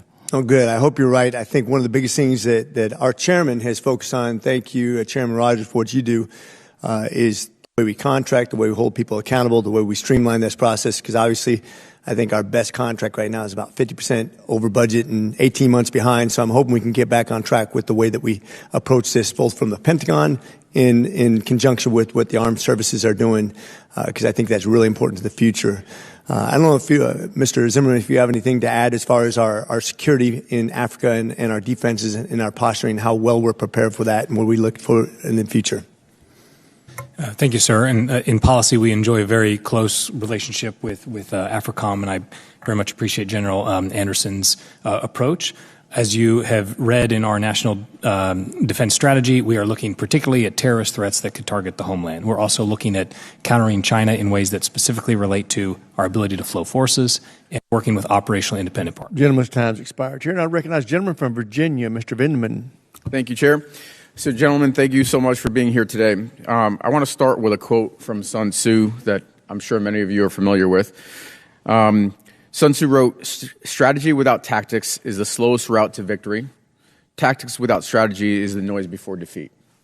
And I think that's the crux of the situation that we find ourselves in Iran today. So I, along with my colleagues, many of my colleagues on this committee, are deeply concerned about the administration's actions in Iran, and that those are tactics without strategy. And my constituents, many of them feel like we're losing. But one thing is for sure, we know for sure that gas prices have skyrocketed, inflation is increasing, and there's no real end in sight right now. Despite the significant tactical and operational destruction of Iran's military, the Strait of Hormuz remains closed for all intents and purposes and is causing significant damage to the global economy. In fact, the IMF has already said that global GDP will be 3% lower because the strait is closed. And my constituents are feeling that every day in the form of rising costs. In addition to the petroleum products, obviously, fertilizer prices have doubled. And I'm sure you've heard that today as well.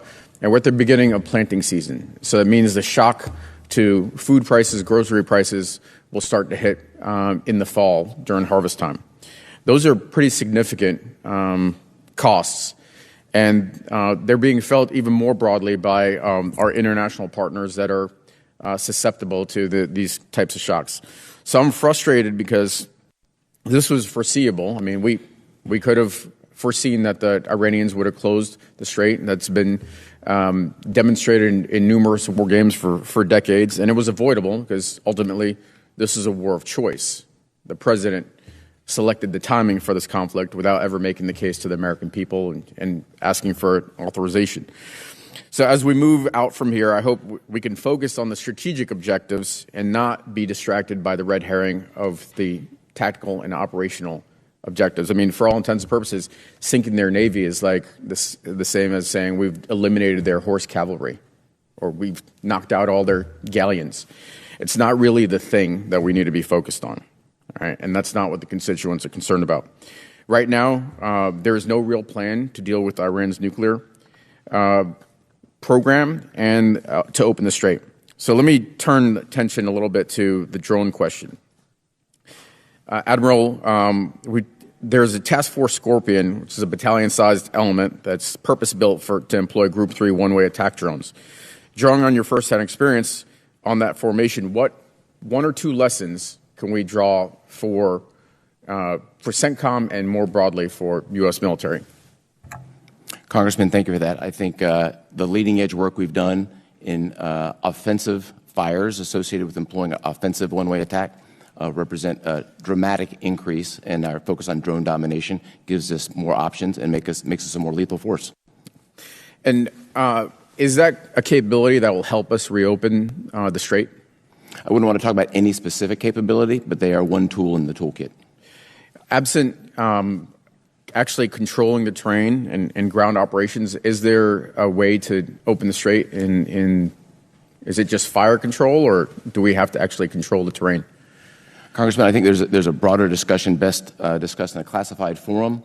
There's a lot of military options here and lots of tools in the toolkit, and those will be driven ultimately by policy. Well, this is another area where I'm afraid the other shoe is about to drop, is that the only way to get at this problem set is to deploy ground forces and seize terrain.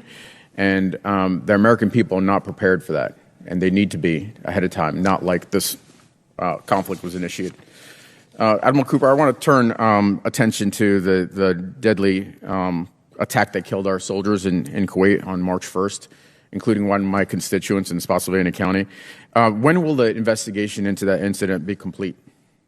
Congressman, the incident itself is coming to the investigation itself is coming to conclusion.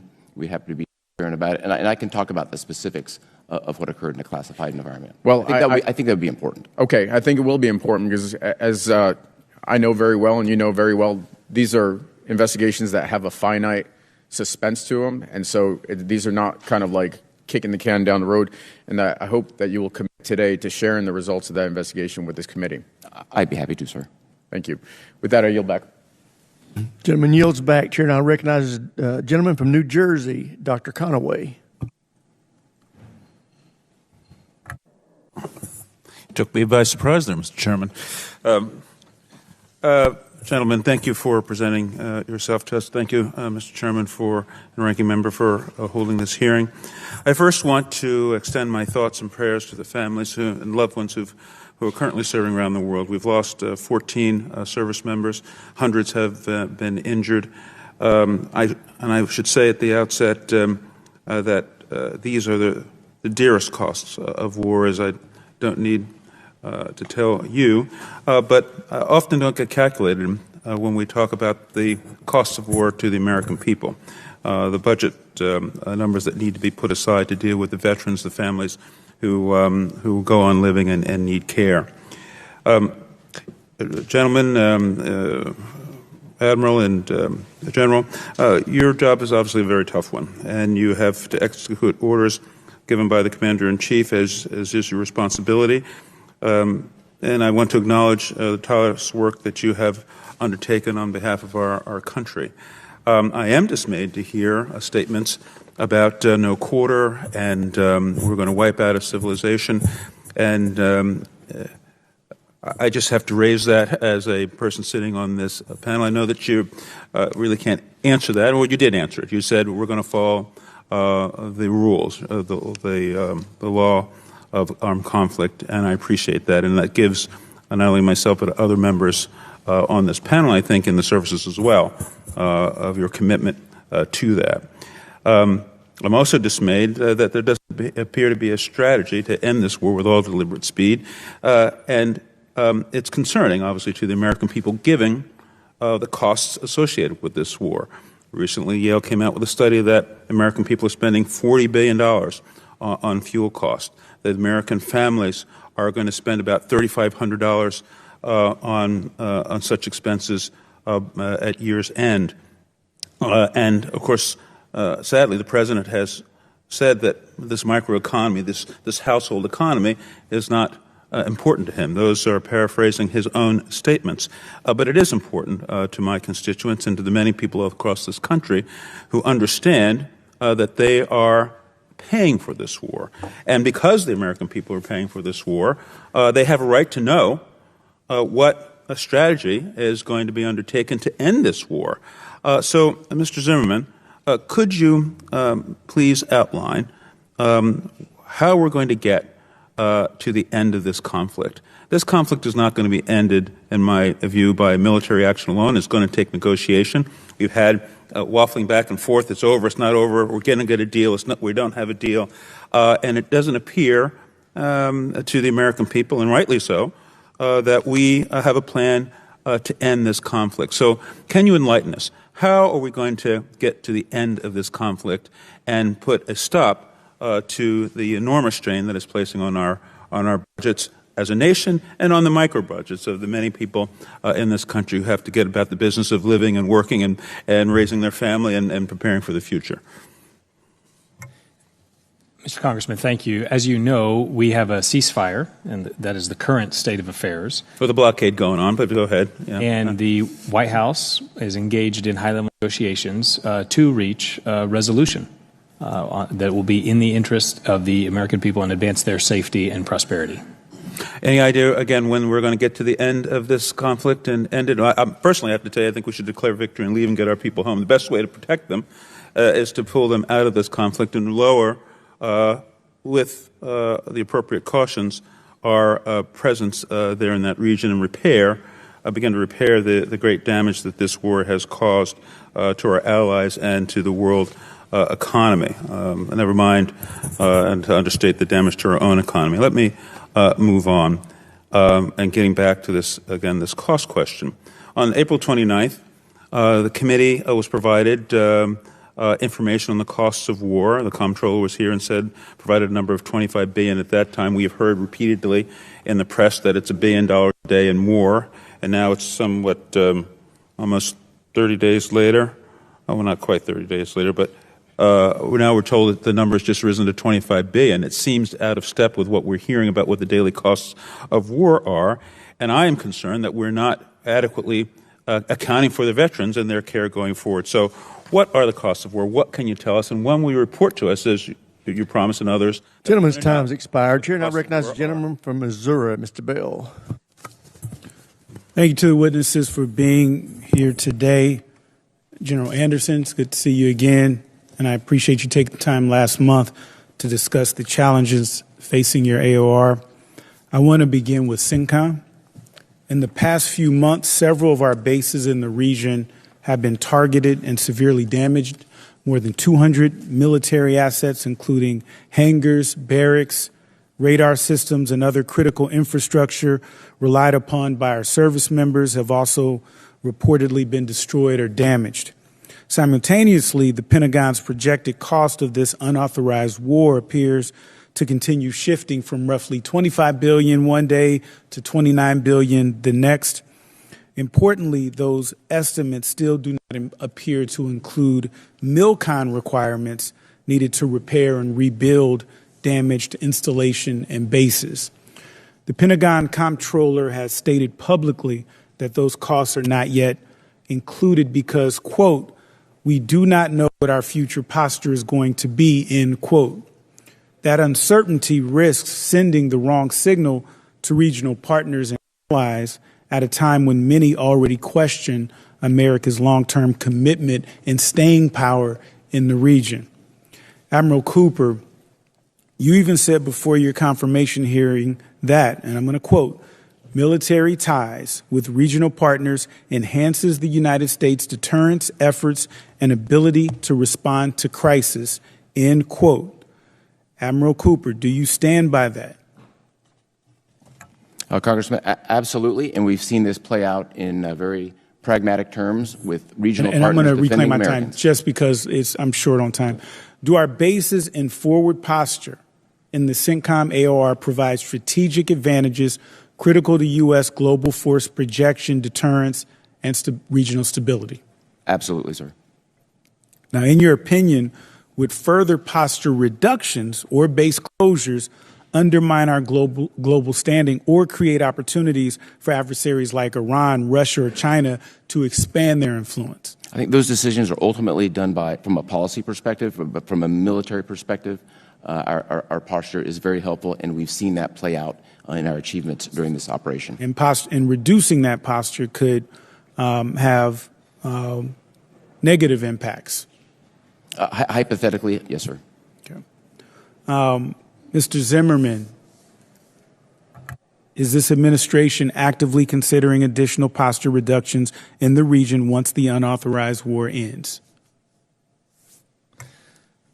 Congressman, I'm not aware of any active right now we're focused on. You answered it. You're not aware. You're saying that you're not aware of any active considerations of reductions. We constantly review and evaluate our posture considerations. But if there are any future posture decisions related to CENTCOM or any theater, they would be done in full appreciation for the threats and the factors that pertain to that. But currently, are you considering any additional posture reductions in the region?